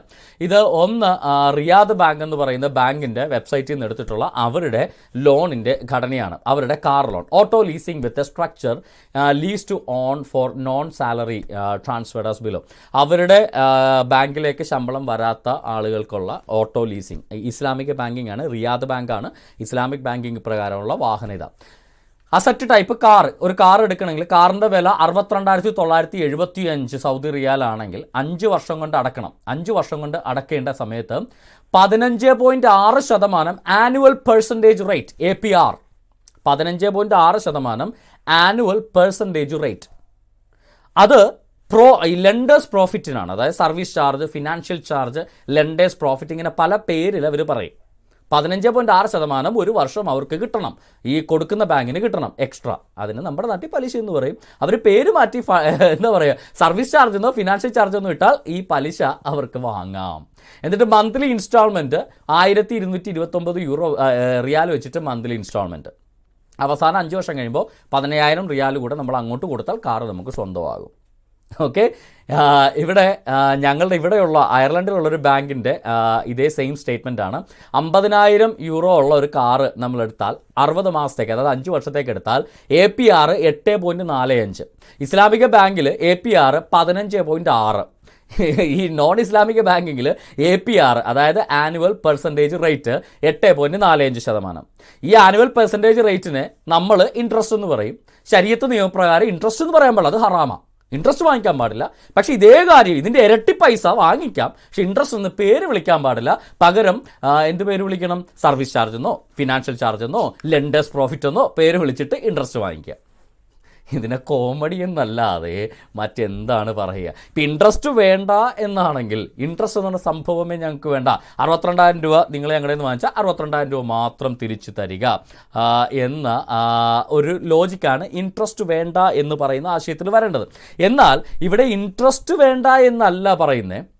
ഇൻട്രസ്റ്റ് ഞങ്ങൾക്ക് വേണം, പക്ഷേ ഇസ്ലാമിക് ലോയിൽ ഇൻട്രസ്റ്റ് വാങ്ങിക്കാൻ പാടില്ല. പക്ഷേ ഇന്നത്തെ കാലത്ത് അതൊരു ഫൂളിഷ്നെസ് ആണ്. കാര്യം ബാങ്കിൻ്റെ ചിലവ് പിന്നെ മുഹമ്മദ് ഒന്ന് കൊണ്ടുവന്ന് കൊടുക്കുമോ? പണ്ട് യുദ്ധം വെട്ടി ആളുകളെ കടിച്ചു പറ്റി കാശ് അടിച്ചു മാറ്റായിരുന്നു. ഇപ്പം അതൊന്നും നടക്കുകയല്ല. അതുകൊണ്ട് ബാങ്കിലെ എംപ്ലോയീസിന് ചിലവ് കൊടുക്കണമെങ്കിൽ ഈ കടം കൊടുക്കുന്നതിനകത്തുനിന്ന് പിടിക്കണം. അപ്പോൾ ഈ APR ആനുവൽ പെർസെൻറ്റേജ് റേറ്റ് വെച്ചിട്ട് ഇൻട്രസ്റ്റ് പിടിക്കുന്ന സാധാരണ ബാങ്കുകൾ ആ APR വെച്ചിട്ട് ചിലപ്പോൾ അതിൻ്റെ ഇരട്ടി APR ഉപയോഗിച്ചിട്ട് ഇൻട്രസ്റ്റ് എന്ന് പേര് വിളിക്കാതെ തന്നെ ഇൻട്രസ്റ്റ് സർവീസ് ചാർജ് എന്ന പേരിൽ വിളിക്കുന്നു ഈ പറയുന്ന ആളുകൾ. അതാണ് ഇവരുടെ ഉഡായിപ്പ് എന്ന് പറയുന്നത്. ഇത്തരത്തിലുള്ള ഉഡായിപ്പിനെയാണ് പലിശരഹിത ബാങ്കിങ് എന്ന് പറയുന്നത്. നിങ്ങളൊന്ന് ആലോചിച്ച് നോക്കിയേ, സൗദിയിൽ പോയിട്ട് റിയാദ് ബാങ്കിൽ നിന്ന് പലിശരഹിത ബാങ്ക് വഴി എടുത്താൽ 15.6% പലിശ കൊടുക്കണം. പേര് സർവീസ് ചാർജ്. സംഭവം നമ്മൾ ഇന്ന് കാശ് 15.6% വെച്ചിട്ട് കൊടുക്കണം. ഞങ്ങളിവിടെ അയർലൻഡിൽ ഇതേ തുക ഇതേ ഒരു കാറ് നോൺ ഇസ്ലാമിക് അനിസ്ലാമിക ബാങ്കിൽ നിന്ന് എടുത്തു കഴിഞ്ഞാൽ 8.4% പലിശ കൊടുത്താൽ മതി. അപ്പോൾ കഴുത്തറപ്പം പലിശ വാങ്ങിച്ചിട്ട് പറയുക പലിശരഹിത ബാങ്ക്. കാര്യം എന്താ? പലിശ എന്ന പേരിൽ. ഇതാണ് ഈ ലവ് ജിഹാദിനും. ലവ് ജിഹാദ് എന്ന് പറഞ്ഞൊരു ക്രൈം ഒരിക്കലും രജിസ്റ്റർ ചെയ്യപ്പെടുന്നില്ല. ലവ് ജിഹാദ് എന്ന് പറഞ്ഞാൽ ആരെങ്കിലും ക്രൈം രജിസ്റ്റർ ചെയ്യുമോ? ഇപ്പോൾ കല്യാണം കഴിച്ച് പീഡിപ്പിച്ചാൽ അതിനെ കല്യാണം കഴിച്ചുള്ള വിവാഹം പീഡനം എന്നേ പറയത്തുള്ളൂ. വിവാഹാനന്തര പീഡനം അല്ലെ ഗാർഹിക പീഡനം എന്നൊക്കെ വിളിക്കുക. അല്ലെ ലവ് ജിഹാദ് എന്നാരും വിളിക്കാറില്ല. അതായത് ലീഗൽ ടെർമിനോളജി ലവ് ജിഹാദ് ഇല്ല. പക്ഷേ ജിഹാദിന് ലവ് കാണിച്ച് പ്രണയത്തിലൂടെ മതം മാറ്റം അവർ നടത്തും. ഇതുപോലെയാണ് ഇവരുടെ പലിശരഹിത ബാങ്കിങ്ങും. പലിശരഹിത ബാങ്കിൽ പലിശ എന്ന് പറഞ്ഞ വാക്കുപോലും ഉപയോഗിക്കില്ല. പക്ഷേ ഇരട്ടി പലിശ വാങ്ങിക്കും, പേര് മാത്രം മാറ്റും. ഇത് ഇസ്ലാമിൻ്റെ അടിസ്ഥാന തത്വമാണ്. ഈ വഞ്ചന അഥവാ ഡിസപ്ഷൻ എന്ന് പറഞ്ഞാൽ ഇസ്ലാമിൻ്റെ അടിസ്ഥാന പ്രമാണം. വ്യഭിചാരം, അയ്യോ വ്യഭിചാരം ചെയ്ത കല്ലെറിഞ്ഞു കൊല്ലും പ്രവാചകൻ എന്ന് പറയും. ഇതേ ആളുകൾ തന്നെ വ്യഭിചാരം 3 രാത്രിത്തേക്ക് പെണ്ണിനെ വിലക്കെടുക്കാൻ നിക്കാമുത്ത എന്ന് പേര് വിളിച്ചാൽ മതി. നമുക്ക് വേണമെങ്കിൽ 3 രാത്രിത്തേക്ക് ഒരു പെണ്ണിനെ വീട്ടിലേക്ക് കൊണ്ടുവന്ന് 3 രാത്രി അവരുമായി ലൈംഗിക ബന്ധത്തിൽ ഏർപ്പെടാം. എന്നിട്ട് അവർക്ക് പ്രതിഫലം കൊടുക്കണം. പേര് പക്ഷേ വ്യഭിചാരം എന്നോ പ്രോസ്റ്റിറ്റ്യൂഷൻ എന്നോ റെഡ് സ്ട്രീറ്റ് എന്നോ ഒന്നും പറയാൻ പാടില്ല. പേര് നിക്കാമുത്ത എന്നിട്ടാൽ ചെയ്യാം. ഇതുപോലെ പലിശരഹിതമാണ്, വ്യഭിചാരരഹിതമാണ്, പലിശരഹിതമാണ് ഇസ്ലാം. പക്ഷേ പേര് മാത്രം മാറ്റിയാൽ മതി. പരിപാടി അത് തന്നെ നമുക്ക് ചെയ്യാം. ഇസ്ലാമിൽ പറയുന്നത് പേര് അങ്ങോട്ട് വിളിക്കണമെന്ന് മാത്രം. എന്തിനാണ് ഇങ്ങനെ ഉടായിപ്പായിട്ട് നടക്കുന്നത്? ഇത് ശരിക്കും ഇസ്ലാമിക് ബാങ്കിങ്, പലിശരഹിത ബാങ്കിങ് എന്ന് പറയുന്നതും ശരീഅത്ത് നിയമം നടപ്പിലാക്കാനുള്ള ഒരു വഴിയാക്കി കൊണ്ടുവരുന്ന ഒരു വ്യാജ ഉടായിപ്പ് തന്ത്രമാണ്. അവരും കൃത്യമായി പലിശ എണ്ണി വാങ്ങിക്കുന്നുണ്ട്. ഇനിയും വേണമെങ്കിൽ നിങ്ങൾക്ക് ഞാൻ തെളിവ് തരാം. ഈ 2 സ്റ്റേറ്റ്മെൻറ്റും നിങ്ങൾക്ക് സ്വന്തമായിട്ട് പരിശോധിച്ച് നോക്കാം. ലിങ്ക് ഞാനിവിടെ കൊടുക്കുന്നുണ്ട്. റിയാദ് ബാങ്കിൻ്റെ സൈറ്റിൽ കയറിയിട്ട്, അതുപോലെ തന്നെ ഇവിടുത്തെ ഐറിഷ് ബാങ്കിൻ്റെ സൈറ്റിൻ്റെ ലിങ്ക് ഞാൻ കൊടുക്കുന്നുണ്ട്. നിങ്ങൾക്ക് ഓരോരുത്തർക്കും വ്യക്തിപരമായിട്ട് ആ ബാങ്കുകളുടെ സൈറ്റിൽ കയറിയിട്ട് ഞാൻ ഈ പറഞ്ഞതിനകത്ത് എന്തെങ്കിലും വാസ്തവമുണ്ടോ, റിയാദ് ബാങ്ക് പലിശ വാങ്ങുന്നുണ്ടോ എന്ന് നിങ്ങൾക്ക് പരിശോധിച്ച് നോക്കാം. പലിശ എന്നവർ പറയാറില്ല. പേര് ഫിനാൻഷ്യൽ ചാർജ് അല്ലെങ്കിൽ ലെൻഡേഴ്സ് പ്രോഫിറ്റ് എന്നൊക്കെ വിളിക്കും. പക്ഷേ 15.6% പലിശ നമ്മൾ കൊടുക്കണം. പേരെന്താണെങ്കിലും കയ്യിൽ നിന്ന് നമ്മൾ കാശ് 15.6% കൊടുക്കണം. ഞങ്ങളുടെ ഇവിടുത്തെ ബാങ്കിന് 8.6% കൊടുത്താൽ മതി. ഓക്കെ, ഇനി അടുത്ത ഉദാഹരണം. ഇത് അൽ റജി ബാങ്ക്, സൗദി അറേബ്യയിലെ തന്നെ ഏറ്റവും വലിയ ഇസ്ലാമിക് ബാങ്ക്, ലോകത്തിലെ ഏറ്റവും വലിയ ഇസ്ലാമിക് ബാങ്കാണെന്നാണ് എൻ്റെ അറിവ്. അൽ റജി ബാങ്ക് സൗദി അറേബ്യയിലെ പ്രധാനപ്പെട്ട ഒരു ബാങ്കാണ്. സൗദി അറേബ്യയിൽ വർക്ക് ചെയ്ത നഴ്സുമാർക്കിടെ മിക്കവാറും പേരുടെ അക്കൗണ്ടെല്ലാം അൽ റജി ബാങ്കിലായിരിക്കും. അപ്പോൾ ഈ അൽ റജി ബാങ്കിൻ്റെ ഒരു പേഴ്സണൽ ലോൺ നമുക്കൊന്ന് എടുത്തു നോക്കാം. അൽ റജി ബാങ്കിൻ്റെ പേഴ്സണൽ ലോൺ. ഓക്കെ, ഒരു പേഴ്സണൽ ലോൺ ശരിയ കംപ്ലൈൻ്റ് ആണ്, ശരിയ നിയമപ്രകാരമുള്ള പേഴ്സണൽ ലോണാണെന്ന് പ്രത്യേകം എഴുതിയിട്ടുണ്ട്. അതുകൊണ്ട് ഇതിനകത്തൊന്നും ഹറാമില്ല കേട്ടോ. ശരിയ നിയമപ്രകാരമുള്ള പേഴ്സണൽ ലോണാണെന്ന് പ്രത്യേകം ശരിയ കംപ്ലയൻറ്റ് എന്ന് പ്രത്യേകം അതിനകത്ത് എഴുതിയിട്ടുണ്ട്. അതുകൊണ്ട് ആരും ഭയപ്പെടേണ്ട. ശരിയത്ത് നിയമം കൃത്യമായി പാലിക്കുന്ന ലോണാണ്. നമുക്കത് പരിശോധിച്ച് നോക്കാം എന്താണ് ശരിയ കംപ്ലയൻസ് എന്ന്. ഓക്കെ, ഇവിടെ നമ്മൾ എടുക്കുന്ന എമൗണ്ട് 50,000 റിയാൽ നമ്മൾ ലോൺ എടുക്കുകയാണ്. നമ്മൾ മൊത്തം തിരിച്ചടക്കേണ്ടത് എത്രയാണ്? തിരിച്ചടക്കേണ്ടത് 56,000 റിയാൽ നമ്മൾ തിരിച്ചടക്കണം. 55,633 റിയാൽ തിരിച്ചടക്കണം. APR അതായത് ആനുവൽ പെർസെൻറ്റേജ് റേറ്റ് എന്ന് പറയുന്നത് 4.9%. അതായത് പച്ച മലയാളത്തിൽ പറഞ്ഞാൽ 4.9% പലിശ വെച്ചിട്ടാണ് നമ്മൾ ഈ ലോൺ എടുക്കുന്നത്. 50,000 റിയാൽ നമ്മൾ ലോൺ എടുത്താൽ 5 വർഷം കൊണ്ട് തിരിച്ചടക്കുമ്പോൾ മാസം 927, ടു ബി പ്രിസൈസ് 926.5 റിയാൽ വെച്ചിട്ട് 60 മാസം തിരിച്ചടക്കണം. അപ്പോൾ നമ്മൾ 55,633 റിയാൽ നമ്മൾ തിരിച്ചു കൊടുക്കും. അങ്ങനെ തിരിച്ചു കൊടുക്കുമ്പോൾ ആ 4.9% ഈ തിരിച്ചു കൊടുക്കുന്ന കൂടുതൽ തുക. ഈ 4.9% സാധാരണ ലോകത്തുള്ള മനുഷ്യരെല്ലാം പലിശ എന്ന് വിളിക്കും. പലിശ വാങ്ങിക്കുന്ന ഹറാമായതുകൊണ്ട് ഇവർ ഫിനാൻഷ്യൽ ചാർജ് എന്ന് പേരിട്ടിട്ട് 4.9% ഇവർ ലോൺ കൊടുക്കും. ഇതാണ് ഇസ്ലാമിക ബാങ്കിങ്ങിൻ്റെ പലിശരഹിത തട്ടിപ്പെന്ന് പറയുന്നത്. ഇവിടെ നമുക്ക് ഇതൊന്ന് എടുത്തു നോക്കി കഴിഞ്ഞാൽ ലോൺ എമൗണ്ട് 50,007 യൂറോ അല്ലെങ്കിൽ റിയാൽ 50,007, മന്ത്ലി റീപേയ്മെൻറ്റ് 927 റിയാൽ വെച്ചിട്ട് 5 വർഷത്തേക്ക്, അതായത് 60 മാസത്തേക്ക് മന്ത്ലി റീപേയ്മെൻറ്റ്, അതായത് EMI ഇക്വേറ്റഡ് മന്ത്ലി ഇൻസ്റ്റാൾമെൻറ്റ് 927 റിയാൽ വെച്ചിട്ട് 5 വർഷത്തേക്ക്. മൊത്തം നമ്മൾ കൊടുക്കുന്നത് 55,633, കാരണം 927 വെച്ച് 5 വർഷം 60 മാസം അടക്കുമ്പോൾ 55,633 നമ്മൾ അടക്കും. കോസ്റ്റ് ഓഫ് ക്രെഡിറ്റ്, അതായത് നമ്മൾ എടുത്ത ലോണിനേക്കാൾ എത്രയാണ് നമ്മൾ കൂടുതൽ അടക്കുന്നത് വെച്ചാൽ 5,656 റിയാലാണ് നമ്മൾ കൂടുതൽ അടക്കുന്നത്. അതായത് 4.9% ആനുവൽ പെർസെൻറ്റേജ് റേറ്റ്. ഓരോ വർഷവും എത്ര കടം ബാക്കിയുണ്ടോ അതിന് 4.9% വെച്ച് നമ്മൾ പലിശ നമ്മൾ കൊടുക്കുന്നുണ്ട്. പക്ഷേ പേര് പലിശ എന്ന് വിളിക്കാൻ പാടില്ല, സർവീസ് ചാർജ് എന്ന് വിളിക്കുക. അതായത് സാധാരണ ബാങ്കിങ് പലിശരഹിത ബാങ്കിങ് എന്ന് പച്ചക്കള്ള എഴുതി വെച്ചിട്ട് പലിശ സർവീസ് ചാർജ് എന്ന് പേരിട്ടോ, ലെൻഡേഴ്സ് പ്രോഫിറ്റ് എന്ന് പേരിട്ടോ, ഫിനാൻഷ്യൽ ചാർജ് എന്ന് പേരിട്ടോ ഇതേ പലിശ തന്നെ ഇവർ വാങ്ങിക്കും. എന്നിട്ട് പറയും ഞങ്ങൾ ശരീഅത്ത് പ്രകാരമേ ഇസ്ലാം ലോകത്തിലെ ഏറ്റവും നല്ല മതമാണ് കേട്ടോ, പലിശ ഹറാമാണ്, വാങ്ങിക്കാൻ പാടില്ല. പക്ഷെ പലിശ എന്നുള്ള പേര് മാത്രം പാടില്ല. വ്യഭിചാരം ഹറാമ, ചെയ്യാൻ പാടില്ല. പക്ഷെ 3 രാത്രിത്തേക്ക് കാശ് കൊടുത്ത് പെണ്ണുങ്ങളെ വീട്ടിൽ കൊണ്ട് നിർത്താം. അത് നിക്കാമുത്ത എന്ന് പേരിട്ടാൽ ചെയ്യാം, വ്യഭിചാരം ചെയ്യാൻ പാടില്ല. നിക്കാമുത്ത ചെയ്യാം. നിക്കാമുത്ത തന്നെയല്ലേ വ്യഭിചാരം എന്ന് ചോദിക്കരുത്. പാൻറ്റ് തന്നെയല്ലേ ട്രൗസർ എന്ന് ചോദിക്കാൻ പാടില്ല. പാൻറ്റ് പാടില്ല, പാൻറ്റ് ഹറാമ. പക്ഷേ കാല് വരെ അറ്റം വരെ നിങ്ങൾ പാദം വരെ നിങ്ങളുള്ള ട്രൗസർ അത് ഞമ്മക്ക് ഹലാല എന്ന് പറയുന്ന പോലെയാണ് ഇവരുടെ ഇസ്ലാമിക ബാങ്കിങ്ങിൻ്റെ ഉഡായിപ്പ് എന്ന് പറയുന്നത്. ഇനി ഇതേ എമൗണ്ട് 50,000 യൂറോ നമ്മൾ അയർലൻഡിൽ ഒരു ബാങ്കിൽ നിന്ന് എടുത്താൽ 8.9% APR എന്ന് പറയുന്നത്. 8.9% APR. അപ്പോൾ നമ്മൾ മൊത്തം ഈ 50,000 യൂറോ നമ്മൾ എടുത്താൽ 60 മാസം കൊണ്ട് നമ്മൾ ഒരു മാസം 1,028 യൂറോ വെച്ച് നമ്മൾ തിരിച്ചടക്കണം. അങ്ങനെ 1,028 യൂറോ വെച്ച് നമ്മൾ തിരിച്ചടക്കുമ്പോൾ നമ്മൾ മൊത്തം 61,000 യൂറോ നമ്മൾ മൊത്തം അടക്കും. 61,000 യൂറോ അടക്കും. അതായത് കോസ്റ്റ് ഓഫ് ക്രെഡിറ്റ് എന്ന് പറയുന്നത് 11,700 യൂറോയാണ്. APR 8.95%. അതായത് അവിടുത്തെ പലിശയിനേക്കാൾ കൂടുതലാണ് ഇവിടുത്തെ പലിശ. 8.9% പേഴ്സണൽ ലോണിന് പലിശ. അവിടെ 4.9% ഉള്ളൂ. പക്ഷേ ഇവിടെ ഇതിനെ പലിശ എന്ന് പേര് വിളിക്കില്ല, സർവീസ് ചാർജ് എന്ന് വിളിക്കും. ഇവിടെ അയർലൻഡിലെ ബാങ്കിൽ ഇതിനെ പലിശ എന്ന് തന്നെ വിളിക്കും. 8.95% വാങ്ങിക്കും, അതിനെ പലിശ എന്ന് തന്നെ വിളിക്കും. ഇത് തമ്മിൽ എന്ത് വ്യത്യാസമാണ്? നിങ്ങളിത് രണ്ടും കൂടെ ഒന്ന് കാൽക്കുലേറ്റ് ചെയ്ത് നോക്കും. മതേതര ബാങ്കിൽ 50,000 രൂപയോ റിയാലോ യൂറോയോ എന്താണെന്ന് വെച്ചാൽ എടുക്കുന്നു. Loan amount 50,000. ഇസ്ലാമിക ബാങ്കിൽ 50,000. 1,028 യൂറോ വെച്ച് ഇവിടെ തിരിച്ചടക്കണം 5 വർഷത്തേക്ക്. മന്ത്ലി ഇൻസ്റ്റാൾമെൻറ്റ് എന്ന് വെച്ചാൽ 1,028 വെച്ചാണ് മന്ത്ലി നമ്മൾ തിരിച്ചടക്കേണ്ടത്. ഇസ്ലാമിക ബാങ്കിൽ 927 വെച്ച് തിരിച്ചടക്കണം. 61,700 രൂപ നമ്മൾ ടോട്ടൽ നമ്മൾ കൊടുക്കുന്നുണ്ട്. ഇസ്ലാമിക ബാങ്കിൽ 55,633 രൂപ കൊടുക്കണം. Total cost of credit 11,700 euro മതേതര ബാങ്കിൽ. Total cost of credit 5,656 euro ഈ പറഞ്ഞ ഇസ്ലാമിക് ബാങ്കിന്.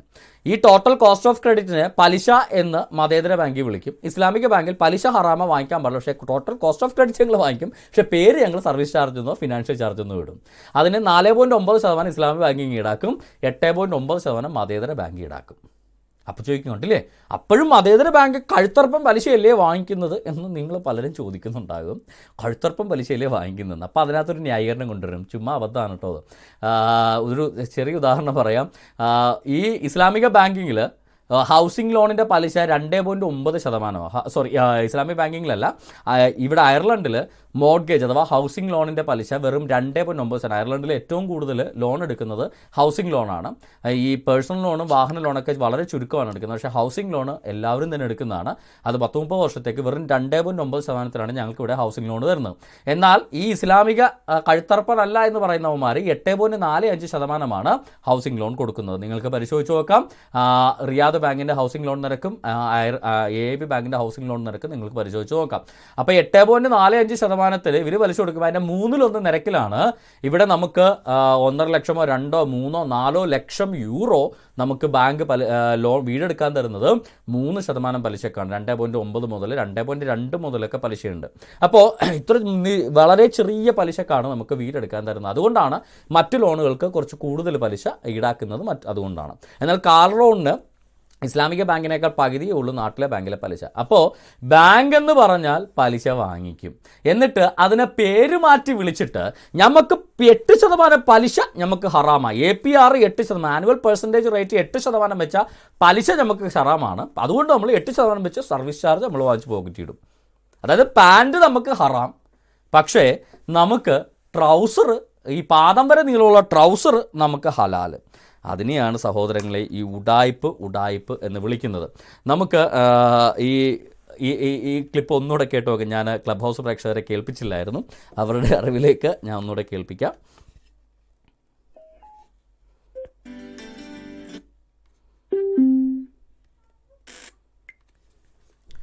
ഓക്കെ, നമുക്കതൊന്നുകൂടെ കേൾക്കാം. പാൻറ് നമുക്ക് ഹറാമാണ്. അളവെടുക്കട്ടെ. ഒരു പാന്റ് അടിക്കാൻ എന്താടാ കൂലി? കൂലിയല്ല, ഫീസ് 150 രൂപ ഉള്ളൂ. 150 രൂപയെ? ഞാൻ ഒരു 50 രൂപ വരും. അയ്യോ, 50 രൂപ ട്രൗസർ അടിക്കാനേ പറ്റുള്ളൂ. ട്രൗസർ മതി. എന്നാ അളവെടുക്കട്ടെ. ഇതെന്താ ട്രൗസർ ആകുമ്പോ വള്ളി വേണ്ടേ? വള്ളി വേണ്ട, വള്ളിക്കുള്ള തുണി തയ്യില്ല. ആണോ? അപ്പൊ ഇവിടെ എടുക്കാം. ഇറക്കം ഇത് മതി. അരയിഞ്ച്. അല്ല, ചെരുപ്പ് വരെ ഇരുന്നോട്ടെ. ചെരുപ്പ് വരെ അല്ലേ? അല്ല, ചെരുപ്പ് വരാകുമ്പോ അത് പാന്റ് ആവൂലേ? പാന്റ് വേണ്ട, ട്രൗസർ. ചെരുപ്പ് വരാനുള്ള ട്രൗസർ ഇറക്കം കൂടാൻ നിർത്തി പാന്റ്. അതെ, ക്ഷമിക്കണം, ഞാൻ ജസ്റ്റ് നിങ്ങളെ ക്ലബ് ഹൗസിന് വേണ്ടി ഒന്ന് കേൾപ്പിക്കാൻ നോക്കിയാണ്. പക്ഷേ ശരിക്കും ക്ഷമിക്കുക.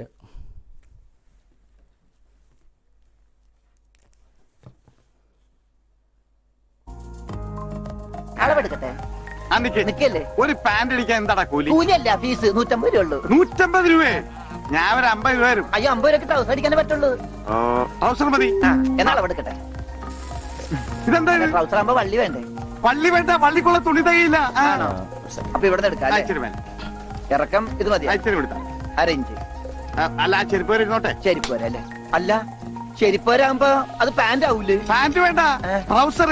ചെരുപ്പ് വരാനുള്ള ട്രൗസർ ഇറക്കം കൂടാൻ നിർത്തി പാന്റ്. അതെ,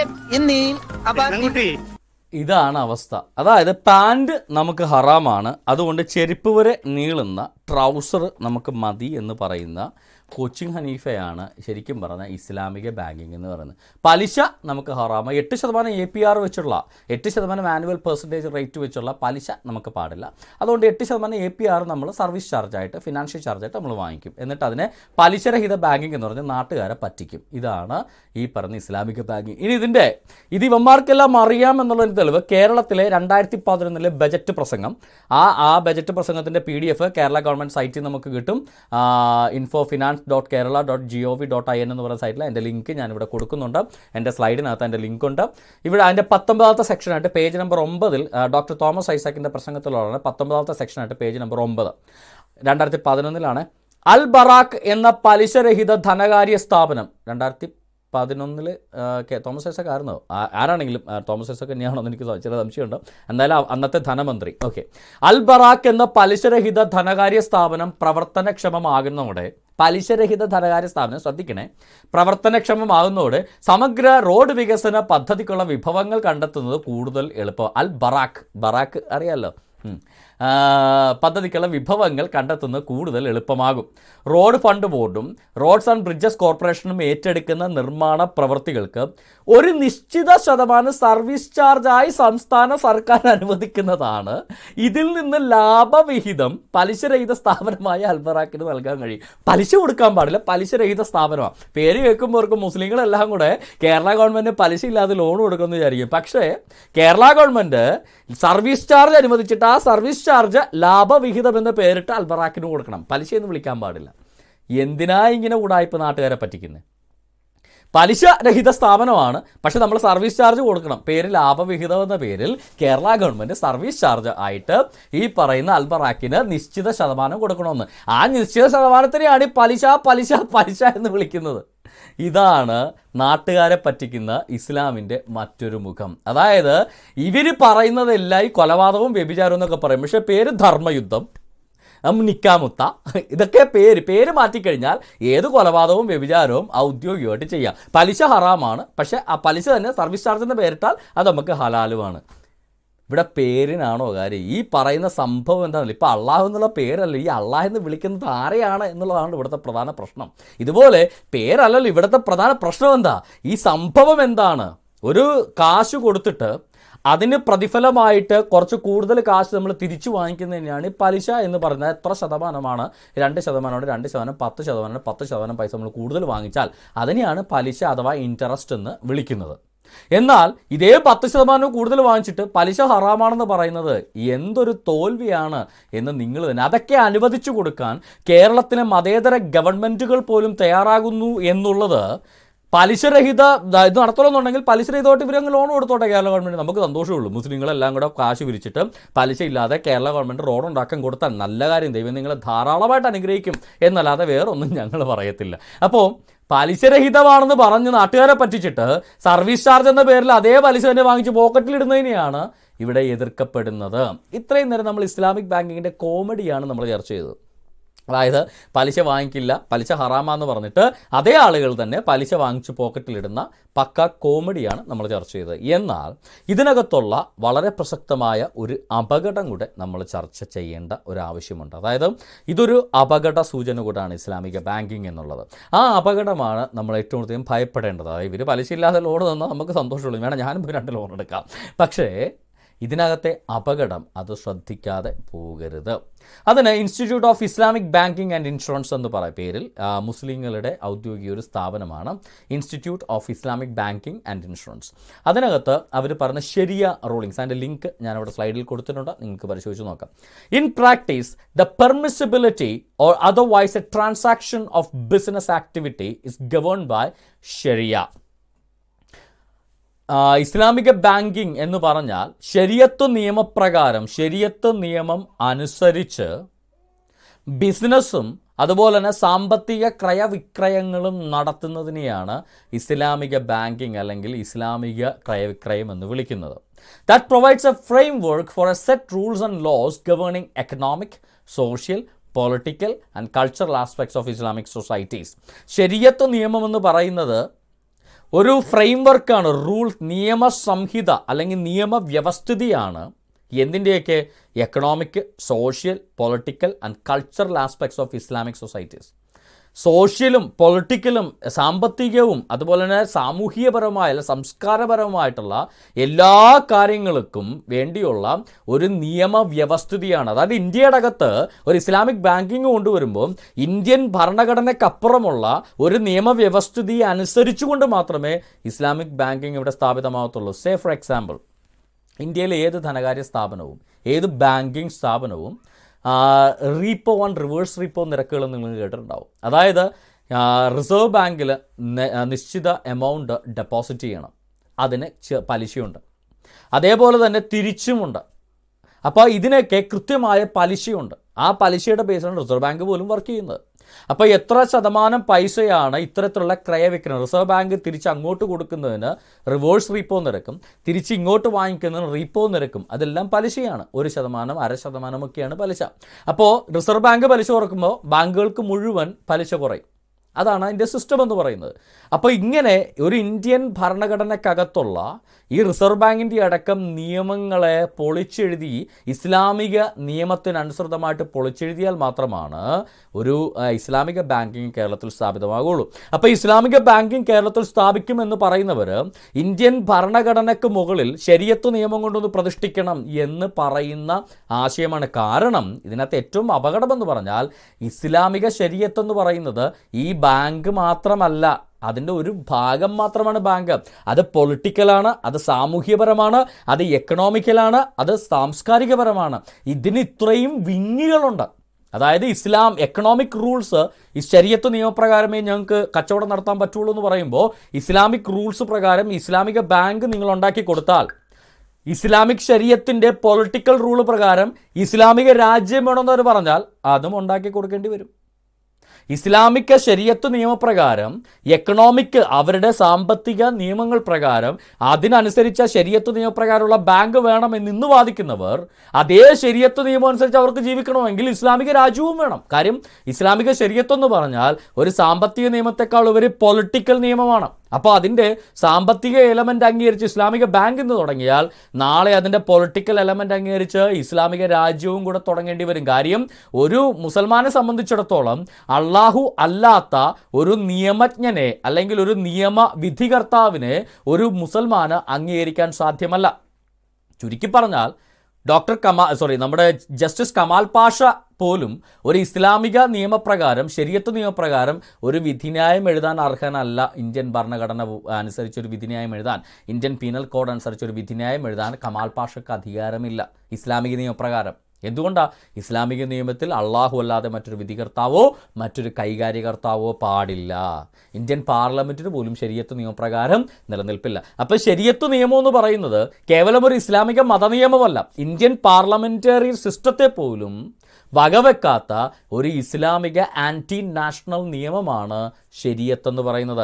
അതിൻ്റെ സാമ്പത്തികമായിട്ട് ഞങ്ങൾക്ക് ശരീഅത്ത് അനുസരിച്ച് ജീവിക്കണം, അതുകൊണ്ട് ഞങ്ങൾക്ക് ഇസ്ലാമിക ബാങ്കിങ് വേണം എന്ന് പറയുന്നവർ അവരുടെ ആറ്റിറ്റ്യൂഡ് എന്താ? ശരീഅത്ത് അനുസരിച്ചേ അവർ ജീവിക്കുകയുള്ളൂ. അപ്പോൾ അവർ അതേപോലെ തന്നെ അവർക്ക് മറ്റൊരാഗ്രഹം എന്താ? പൊളിറ്റിക്കൽ ഇസ്ലാം, അതായത് ഇസ്ലാമിക രാജ്യം സ്ഥാപിക്കണം എന്നുള്ളതും ഇവരുടെ ഇൻറ്റേർണൽ അജണ്ടയായിട്ട് കിടക്കുന്നു. അപ്പോൾ ഇസ്ലാമിക ബാങ്ക് സ്ഥാപിക്കണമെന്ന് പറയുന്നവർ ശരീഅത്ത് അനുസരിച്ചാണ് ഇസ്ലാമിക ബാങ്ക് വേണം, ശരീഅത്ത് അനുസരിച്ച് ജീവിക്കണമെങ്കിൽ ഞങ്ങൾക്ക് ഇസ്ലാമിക ബാങ്കിങ് വേണമെന്ന് പറയുന്നവർ അതേ ശരീഅത്ത് നിയമപ്രകാരം അവർ ശരീഅത്ത് മുഴുവൻ അനുസരിക്കുന്നവരായതുകൊണ്ട്, അങ്ങനെ പറയുന്നത് കൊണ്ട് അവർ ഇസ്ലാമിക രാജ്യവും അവർ ഉള്ളിൽ ചോദിക്കുന്നുണ്ട്.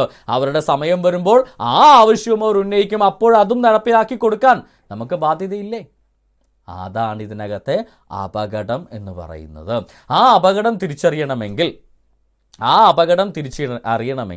നമ്മൾ ശരിക്കും പറഞ്ഞു കഴിഞ്ഞാൽ ശരീഅത്ത് നിയമം എന്താണ്, ഈ ശരീഅത്ത് നിയമത്തിന് ജനാധിപത്യവുമായിട്ട് എന്തെങ്കിലും ബന്ധമുണ്ടോ എന്നൊക്കെ നമ്മളൊന്നറിയണം.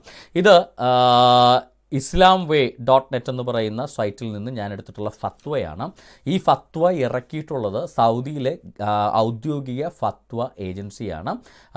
സൗദിയിലെ ഔദ്യോഗിക ഫത്വ agency Sheikh Abdul Aziz ibn Baz, grand mufti of Saudi Arabia, അതുപോലെ തന്നെ ഷൈഖ് അബ്ദുൾ റസാഖ് ഇബ്നു അഫീഫി, അദ്ദേഹം സൗദി അറേബ്യയിലെ ഹൈ ജുഡീഷ്യൽ ഇൻസ്റ്റിറ്റ്യൂട്ടിൻ്റെ പ്രിൻസിപ്പളും, അതുപോലെ തന്നെ ഫത്വ ഇറക്കാനുള്ള കമ്മിറ്റിയുടെ ഡെപ്യൂട്ടി ചെയർമാൻ, അതുപോലെ തന്നെ സീനിയർ സ്കോളേഴ്സിൻ്റെ സൗദി അറേബ്യൻ സീനിയർ സ്കോളേഴ്സിൻ്റെ കമ്മിറ്റിയുടെ കൗൺസിലിൻ്റെ മെമ്പറുമായിട്ടുള്ള ഷെയ്ഖ് അബ്ദുൾ റസാഖ് ഇബ്നു അഫീഫി, അതായത് ഔദ്യോഗിക ഫത്വയാണ്.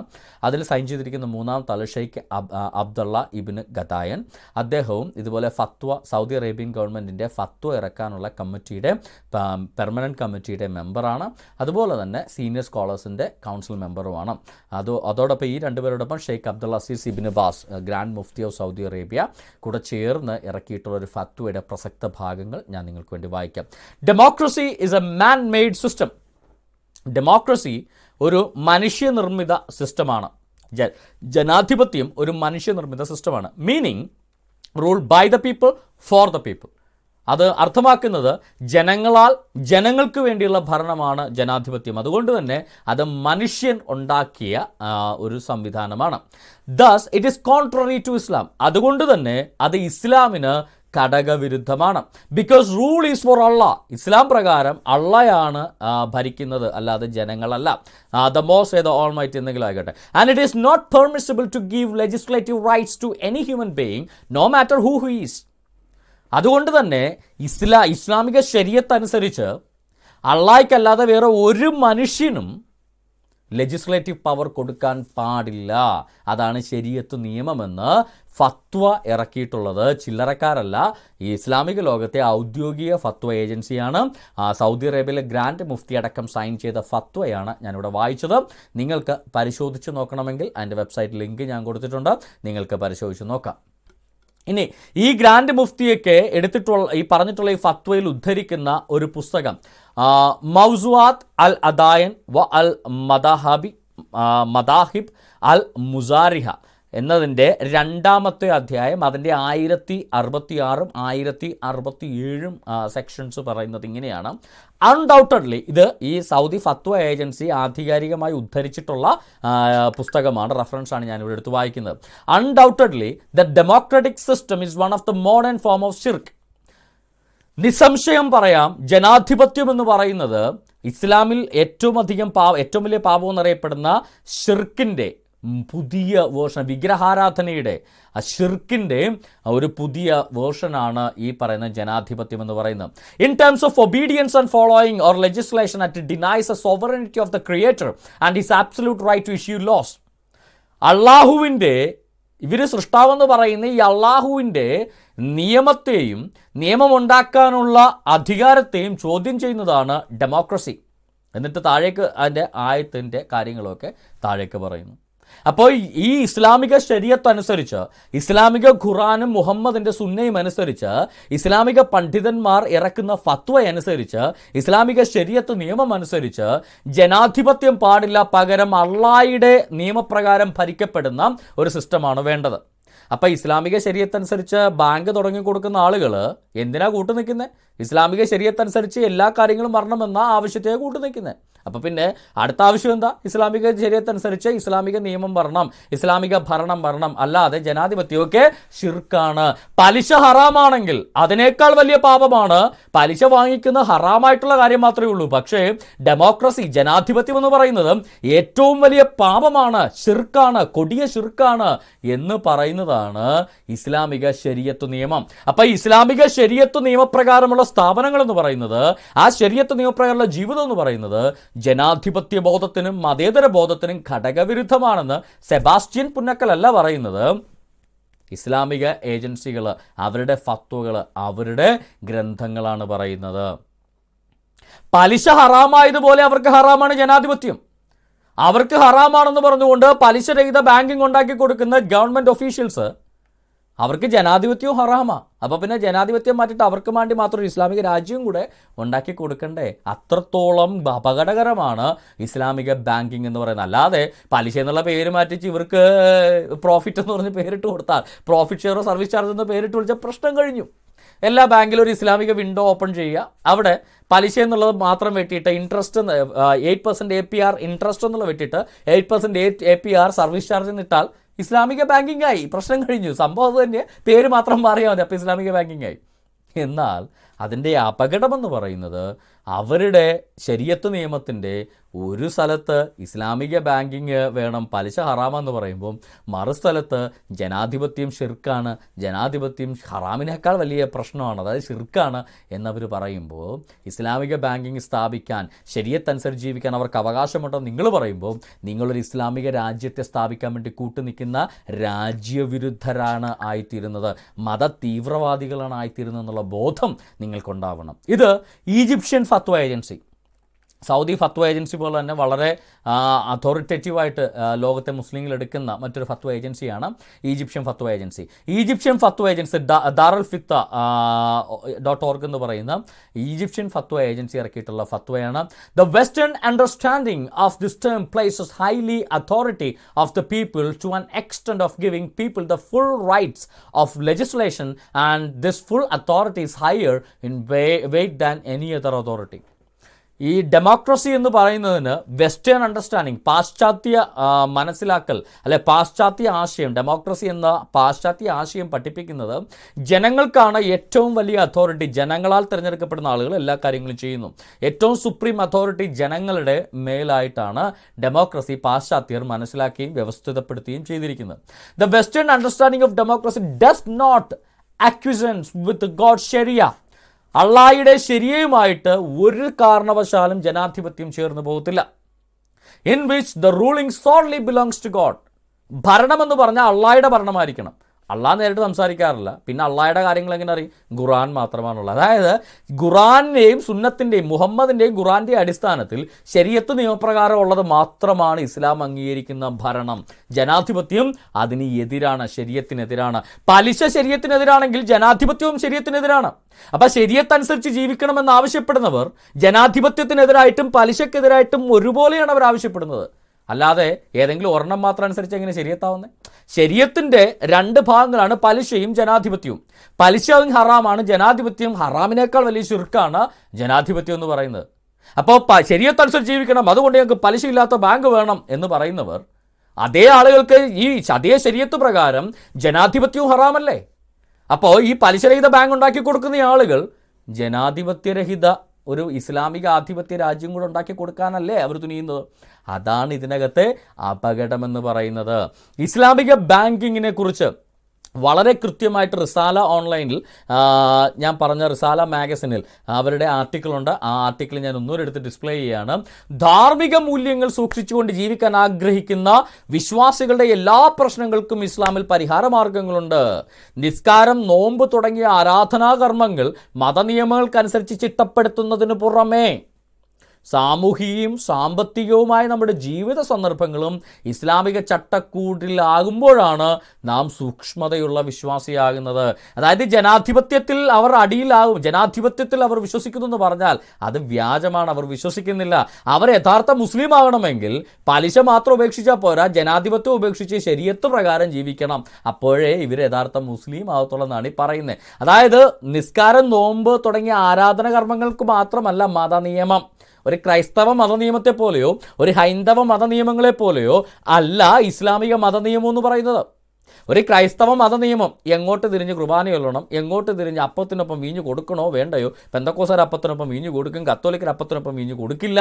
ഇങ്ങനെ ആരാധനയും അവരുടെ മതവിശ്വാസപരമായിട്ടുള്ള കാര്യങ്ങൾക്ക് മാത്രമാണ് ക്രൈസ്തവരുടെയും ഹൈന്ദവരുടെയും മറ്റു വിശ്വാസികളുടെയും എല്ലാം മതനിയമങ്ങളുള്ളത്. എന്നാൽ ഇസ്ലാമിലെ മതനിയമം അത് മാത്രമല്ല, ആരാധനയും മതപരമായ കാര്യങ്ങളും മാത്രമല്ല, സാമൂഹികവും സാമ്പത്തികവും പൊളിറ്റിക്കലുമായിട്ടുള്ള എല്ലാ കാര്യങ്ങൾക്കുമുള്ള ചിട്ടവട്ടമാണ്.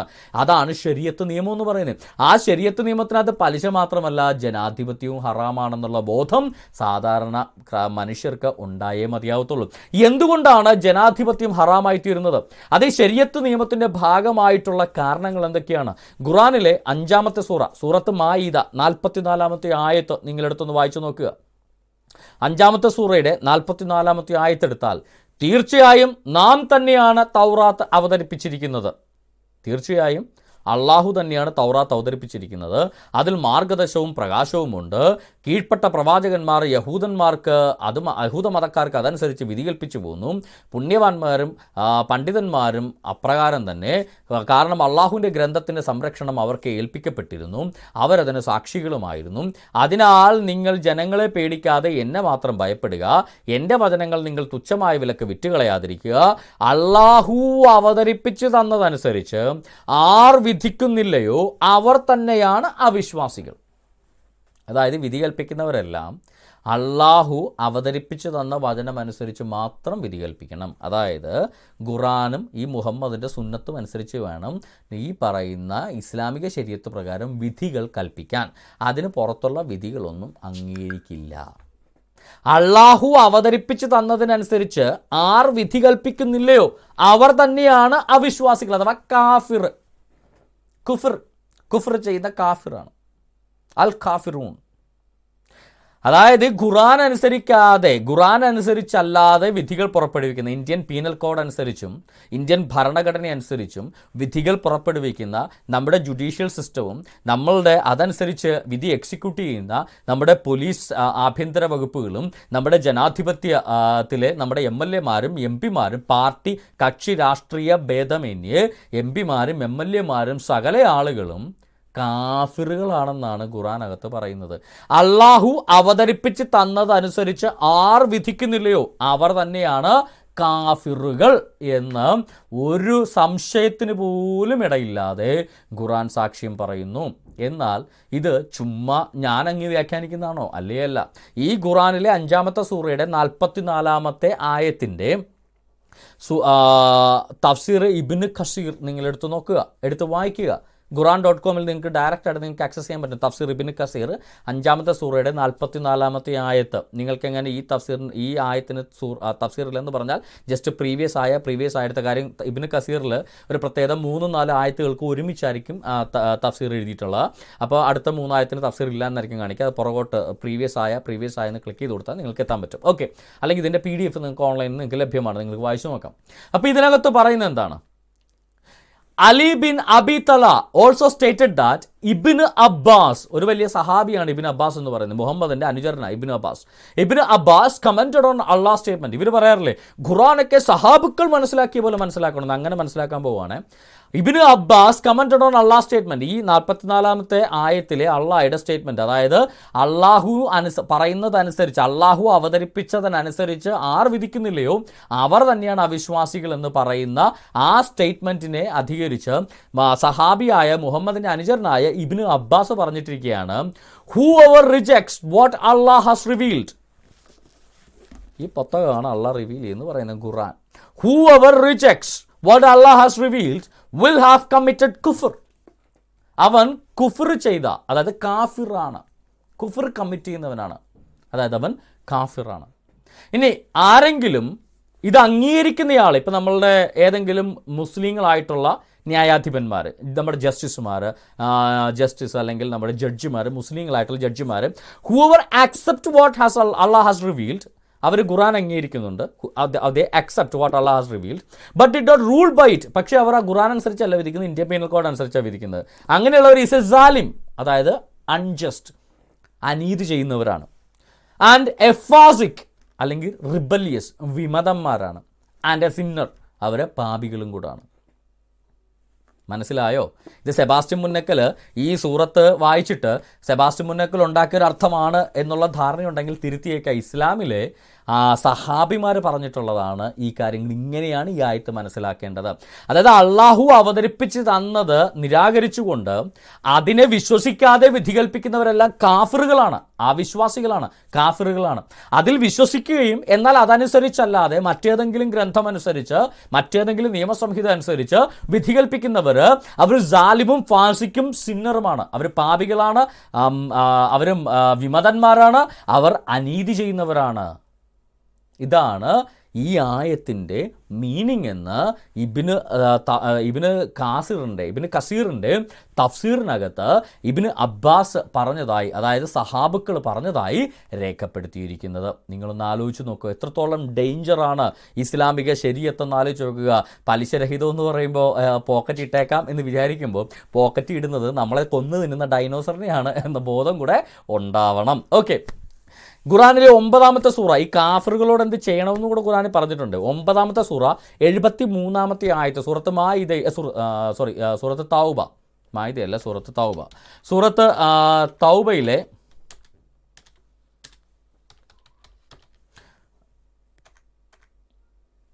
തൗബ എന്നൊക്കെ എഴുതണം, എന്ത് പാടാ. ഓക്കെ, തൗബ, സൂറത്ത് തൗബയിലെ, ക്ഷമിക്കുക, സൂറത്ത് തൗബയിലെ 73-ാമത്തെ ആയത്ത്. നബി എന്ത് ചെയ്യണം? കാഫിറുകളോടും മുനാഫിക്കുകളോടും, അതായത് കപടവിശ്വാസികളോടും കാഫിറുകളോടും ജിഹാദ് ചെയ്യണം. അതായത് നമ്മുടെ ഇന്ത്യൻ പീനൽ കോഡും ഇന്ത്യൻ ഭരണഘടനയും അനുസരിച്ച് വിധി കൽപ്പിക്കുന്നവരെല്ലാം കാഫിറുകൾ. ഇന്ത്യൻ പോലീസ് സിസ്റ്റം കാഫിർ, ഇന്ത്യൻ MP-മാർ കാഫിർ, ഇന്ത്യൻ MLA-മാർ കാഫിർ, ഇന്ത്യയിലെ നിയമം നടപ്പിലാക്കുന്ന എല്ലാവന്മാരും കാഫിർ, അവരെ സപ്പോർട്ട് ചെയ്യുന്നവരും കാഫിർ. അതായത് ജനാധിപത്യ മതേതര വിശ്വാസികളെല്ലാം ഇസ്ലാമിക ശരീഅത്ത് പ്രകാരം കാഫിറുകളാണ്. അവരോടും കപടവിശ്വാസികൾ, മുനാഫിക്കുകൾ, അതായത് ഈ കാഫിറുകളോട് കൂടെ നിൽക്കുന്ന മുസ്ലിങ്ങളുണ്ടല്ലോ, നമ്മുടെ മുസ്ലിം ലീഗിൻ്റെ MLA-മാർ MP-മാരൊക്കെ ഇല്ലേ, നമ്മുടെ കുഞ്ഞാപ്പയൊക്കെ മുനാഫിക്കുകളാണ് ഇവരുടെ ഖുറാൻ പ്രകാരം. കാരണം അവർ കാഫിറുകൾക്കൊപ്പം നിന്ന് കുഫ്ർ ചെയ്യുക എന്ന ഇസ്ലാം മതം വിട്ടിട്ടില്ല. അതാണ് കപടവിശ്വാസികൾ അഥവാ മുനാഫിക്കുകൾ. ഈ രണ്ട് ടീമുകളോടൊരു കാര്യം ചെയ്യണം, ജിഹാദ് ചെയ്യണം. അവരോട് പരുഷമായി മാത്രം പെരുമാറുക. അവർക്കുള്ള സങ്കേതം നരകമത്രേ. കുഞ്ഞാപ്പ വെട്ടു ചെന്ന് ചേരാനുള്ള ആ സ്ഥലം വളരെ ചീത്ത തന്നെ. അപ്പോൾ ഇതിനകത്തൊരു പ്രത്യേകത. അപ്പോൾ നമ്മളെല്ലാവരും ഇപ്പോൾ ഈ ഖുറാൻ വായിക്കുന്നവർക്കെല്ലാം എന്ത് മനസ്സിലാവും? കാഫിറുകളോടും കപടവിശ്വാസികളോടും ജിഹാദ് ചെയ്യണം. അങ്ങനെയാണെങ്കിൽ കുഞ്ഞാലിക്കുട്ടിയോടൊക്കെ ജിഹാദല്ലേ ഇവർ ചെയ്യേണ്ടത്? കുഞ്ഞാലിക്കുട്ടിയോടൊക്കെ ജിഹാദ് ചെയ്യണ്ടേ? ഈ മുസ്ലിം ലീഗ് MLA-മാരോടൊക്കെ ജിഹാദ് ചെയ്യണ്ടേ മുസ്ലിങ്ങൾ? എന്തുകൊണ്ട് ചെയ്യുന്നില്ല? അപ്പോഴാണ് ഇവരുടെ ഈ ഖുറാൻ ആയത്തനുസരിച്ച് ഇവരുടെ തഫ്സീറുകളിൽ പഠിപ്പിക്കുന്നത് എന്താണെന്ന് നിങ്ങൾ വായിച്ചു നോക്കേണ്ടത്. തഫ്സീർ അൽ ജലാലൈൻ, ഇതേ സൂറയുടെ സൂറത്ത് മായതല്ല, സൂറത്ത് തൗബയാണ്. സൂറത്ത് തൗബയുടെ 9-ാമത്തെ സൂറയുടെ തഫ്സീറിനകത്ത്, തഫ്സീർ അൽ ജലാലൈനകത്ത് പറയുന്നത് എന്താണ് എന്ന് നിങ്ങളൊന്ന് എടുത്തു നോക്കുക. തഫ്സീർ അൽ ജലാലൈനകത്ത് പറയുന്നത് എന്താണ്? അതിനകത്ത് പറയുന്നു, ഓ പ്രോഫറ്റ്, സ്ട്രഗിൾ അഗെയിൻസ്റ്റ്, ജിഹാദ് ചെയ്യുക, against disbelievers with the sword, കാഫിറുകളോട് വാള് കൊണ്ട് ജിഹാദ് ചെയ്യുക. ആൻഡ് ദ ഹിപ്പോക്രൈറ്റ്സ്, അതായത് മുനാഫിക്കുകൾ, കപടവിശ്വാസികൾ, വിത്ത് ദ വേർഡ്സ്, കപടവിശ്വാസികളോട്, അതായത് കുഞ്ഞാപ്പയോടൊക്കെ വാക്കുകൾ കൊണ്ടാണ് ജിഹാദ് ചെയ്യേണ്ടത്. പക്ഷെ കാഫിറുകളോട്, നരേന്ദ്രമോദിയോടും ഉമ്മൻചാണ്ടിയോടും പിണറായി വിജയനോടും വാളുകൊണ്ട് ജിഹാദ് ചെയ്യുക. കുഞ്ഞാപ്പയോടും അതുപോലെ തന്നെ നമ്മുടെ മരുമോനോടും വാക്കുകൊണ്ട് ജിഹാദ് ചെയ്യുക. O prophet, struggle against the disbelievers with the sword, ഡിസ്ബിലീവേഴ്സിനോട്, കാഫിറുകളോട് വാളുകൊണ്ടാണ് ജിഹാദ് ചെയ്യേണ്ടത്. ആൻഡ് ഹിപ്പോക്രൈറ്റ്സ്, മുനാഫിക്കുകൾ, കപടവിശ്വാസികളോട്, അതായത് ഇസ്ലാം മതം സ്വീകരിച്ചവർ എന്നാൽ ആ മുസ്ലിങ്ങളുമായി കൂട്ടുകെട്ട് നടന്ന് ഈ ജനാധിപത്യം, മതേതരത്വം ഇതൊക്കെ പറഞ്ഞുകൊണ്ട് നടക്കുന്നവന്മാരുടെ വാക്കുകൾ കൊണ്ട്, and definitive arguments, and be harsh with them through rebuke and aversion towards dum, അവരോട് വെറുപ്പും വിദ്വേഷവും വെച്ച് പുലർത്തണം എന്ന് പഠിപ്പിക്കുകയാണ്. അപ്പം കാഫിറുകൾക്ക് വാളും കപടവിശ്വാസിക്ക്, അതായത് മുസ്ലിം ലീഗ് MLA-മാർക്കൊക്കെ വാക്കും, കോൺഗ്രസും CPM BJP MLA-മാർ, BJP MLA ഇല്ലല്ലോ, ഇപ്പോൾ കോൺഗ്രസ് CPM MLA-മാർക്കൊക്കെ എല്ലാം വാളും. ഇതാണ് ഇസ്ലാമിക പഠിപ്പിക്കൽ എന്ന് പറയുന്നത്. സൂറത്ത് മാഇദയുടെ അമാനി തഫ്സീർ ഒന്ന് എടുത്ത് വായിച്ചാൽ 1958 പേജിൽ അമാനി തഫ്സീറിൻ്റെ 1958 പേജ്. അവിശ്വാസികളോടുള്ള സമരത്തിൽ ധർമ്മയുദ്ധമാണ് പ്രധാനമായ ഉദ്ദേശ്യം. ധർമ്മയുദ്ധം എന്ന് പറയുമ്പോൾ നമ്മളവർക്ക് കണ്ട് ധർമ്മം ചെയ്യാൻ പോണ ദാനം തരുന്ന യുദ്ധം വല്ലതാണെന്നൊക്കെ കേട്ടോ. ധർമ്മയുദ്ധം എന്ന് പറഞ്ഞാൽ ജിഹാദ്. കപടവിശ്വാസികളോടുള്ള സമരത്തിൽ യുദ്ധം ഉദ്ദേശിക്കപ്പെട്ടിട്ടില്ല. അതായത് വാളുകൊണ്ട് ചെയ്യുന്ന യുദ്ധം അവിശ്വാസികളോടുള്ള ജിഹാദിലാണ്. മുനാഫിക്കങ്ങളോട്, അതായത് കപടവിശ്വാസികളോടുള്ള യുദ്ധത്തിൽ വാള് ഇല്ല, യുദ്ധമില്ല. അവരോടുള്ള പോരാട്ടം യുദ്ധമല്ല. ന്യായങ്ങളും തെളിവുകളും നിരത്തി കാണിക്കുക, സത്യവിരുദ്ധങ്ങളായ വാദങ്ങളെ ഖണ്ഡിക്കുക, നിയമ നടപടികൾ എടുക്കുക മുതലായവയാണ് അവരോടുള്ള സമരമുറകൾ. നബി സ്വീകരിച്ചതും അതുതന്നെയാണ്. ഈ വിഷയത്തിൽ ഭിന്നാഭിപ്രായം ഇല്ല. സത്യവിശ്വാസികളുടെ പാർശ്വം താഴ്ത്തി സൗമ്യമായ രീതിയിൽ പെരുമാറണമെന്ന് നബിയോട് ഉപദേശിച്ചിരിക്കുന്നു. അതേസമയത്ത് അവിശ്വാസികളോടും കപടവിശ്വാസികളോടും പരുഷമായി പെരുമാറണമെന്നും കൽപ്പിച്ചിരിക്കുന്നു. അതായത് ജനാധിപത്യവാദികളല്ല, ഇവർക്ക് കാഫിറുകളാണ്, അവർക്ക് അവിശ്വാസികളാണ്. അവരോടെല്ലാം പരുഷമായി മാത്രം പെരുമാറുകയും ദയാരഹിതമായും പരുഷമായും പെരുമാറുകയും ചെയ്യണമെന്നാണ് ഇസ്ലാമിക ശരീഅത്ത് നിയമം പഠിപ്പിക്കുന്നത്. മുനാഫിക്കുകളോടും അതുപോലെ തന്നെ പെരുമാറണം. പക്ഷെ മുനാഫിക്കുകളോട് യുദ്ധം ചെയ്യാൻ പാടില്ല, കാഫിറുകളോട് വാളെടുത്ത് തന്നെ യുദ്ധം ചെയ്യണം എന്ന് പഠിപ്പിക്കുന്നത്. അതായത് ശരീഅത്ത് നിയമം പാലിച്ച് അവർ പാലിക്കാൻ മുസ്ലിങ്ങൾക്ക് അവകാശമുണ്ട്, അത് പാലിച്ച് മതേതര രാജ്യത്തേക്ക് അവർക്ക് അവകാശമുണ്ട്, അതുകൊണ്ട് ഇസ്ലാമിക ബാങ്കിങ് തുടങ്ങി കൊടുത്തേക്കാം എന്ന് നിങ്ങൾ വിചാരിക്കുന്നുണ്ടെങ്കിൽ ശരീഅത്ത് നിയമത്തിന് പാലിക്കാൻ ഇസ്ലാമിക ബാങ്കിങ് എന്ന് പറയുന്ന ഒരു രോമം മാത്രമേ ഉള്ളൂ. അതിൻ്റെ വലിയ സംഭവം എന്ന് പറഞ്ഞാൽ ജനാധിപത്യം തന്നെ ശരീഅത്ത് നിയമത്തിന് വിരുദ്ധമാണ്. ശരീഅത്ത് നിയമപ്രകാരം ജീവിക്കണമെങ്കിൽ ഒരു ഇസ്ലാമിക ഖലീഫറ്റിൽ മാത്രമാണ്, ഇസ്ലാമിക ഖലീഫയുടെ കീഴിൽ മാത്രം ജീവിക്കുമ്പോഴേ ശരീഅത്ത് നിയമപ്രകാരമുള്ള ജീവിതമാകുകയുള്ളൂ. അതുകൊണ്ട് ഇസ്ലാമിക ബാങ്കിങ് തുടങ്ങിയാൽ ശരീഅത്ത് നിയമമാകില്ല. ശരീഅത്ത് നിയമപ്രകാരം ജീവിക്കണമെങ്കിൽ ഇവർക്ക് ഇസ്ലാമിക രാജ്യം കൂടെ വേണം. അതുകൊണ്ടാണ് ഇവന്മാരൊക്കെ ഹിജറ ചെയ്ത് ഇസ്ലാമിക രാജ്യത്ത് പോയി ജീവിക്കാൻ നോക്കണം. അതായത് ഈ ഹിജറ ചെയ്ത് പോയ ഐസിസുകാരാണ് ഒറിജിനൽ മുസ്ലിംസ്. ഇവിടെ ഉള്ളവന്മാരെല്ലാം മുനാഫിക്കുകളാണ്. അവരുടെ ഭാഷയിൽ, ഖുറാന്റെ ഭാഷയിൽ ഇവന്മാരെല്ലാം കപടവിശ്വാസികളാണ്. ഇവിടെയുള്ള MMFR ടീമുകളൊക്കെ കപടവിശ്വാസികളാണ്. അല്ലെങ്കിൽ അവർക്ക് സൗകര്യം ചെയ്ത് കൊടുത്തിട്ടുണ്ടാവണം യഥാർത്ഥ വിശ്വാസിയാവണമെങ്കിൽ. ഇതാണ് ഇവിടുത്തെ അവസ്ഥ. ഇനി ഈ സൂറത്ത് തൗബയുടെ തഫ്സീർ ഇബ്നു കസീർ പറഞ്ഞിട്ടോ എടുത്ത് കോട്ട് ചെയ്തിട്ടുള്ള സഹാബുക്കളുടെ അഭിപ്രായങ്ങളോട് നമുക്ക് പരിശോധിച്ച് നോക്കാം. ഇബ്നു മസൂദ്, എൻ്റെ ഓർമ്മ ശരിയാണ്, അബ്ദുള്ള ഇബ്നു മസൂദാണ്. മുഹമ്മദിൻ്റെ സന്താന സഹചാരിയും മുഹമ്മദ് നിയോഗിച്ച ഖുർആൻ അധ്യാപകരിൽ ഒരാളുമാണ് ibn Masood commented on Allah statement. ഈ പറഞ്ഞ കാര്യം, അതായത് കപടവിശ്വാസികളോട് അതുപോലെ തന്നെ ഈ കാഫിറുകളോടും അവിശ്വാസികളോടും, അതായത് ജനാധിപത്യ മതേതരവാദികളോടൊക്കെ എല്ലാം യുദ്ധം ചെയ്യണമെന്ന് പറഞ്ഞതിനെ ബേസ് ചെയ്ത് അതിന് ഇബ്നു മസൂദ് കൊടുത്തിട്ടുള്ള സഹാബുക്കളുടെ വിശദീകരണമാണ്.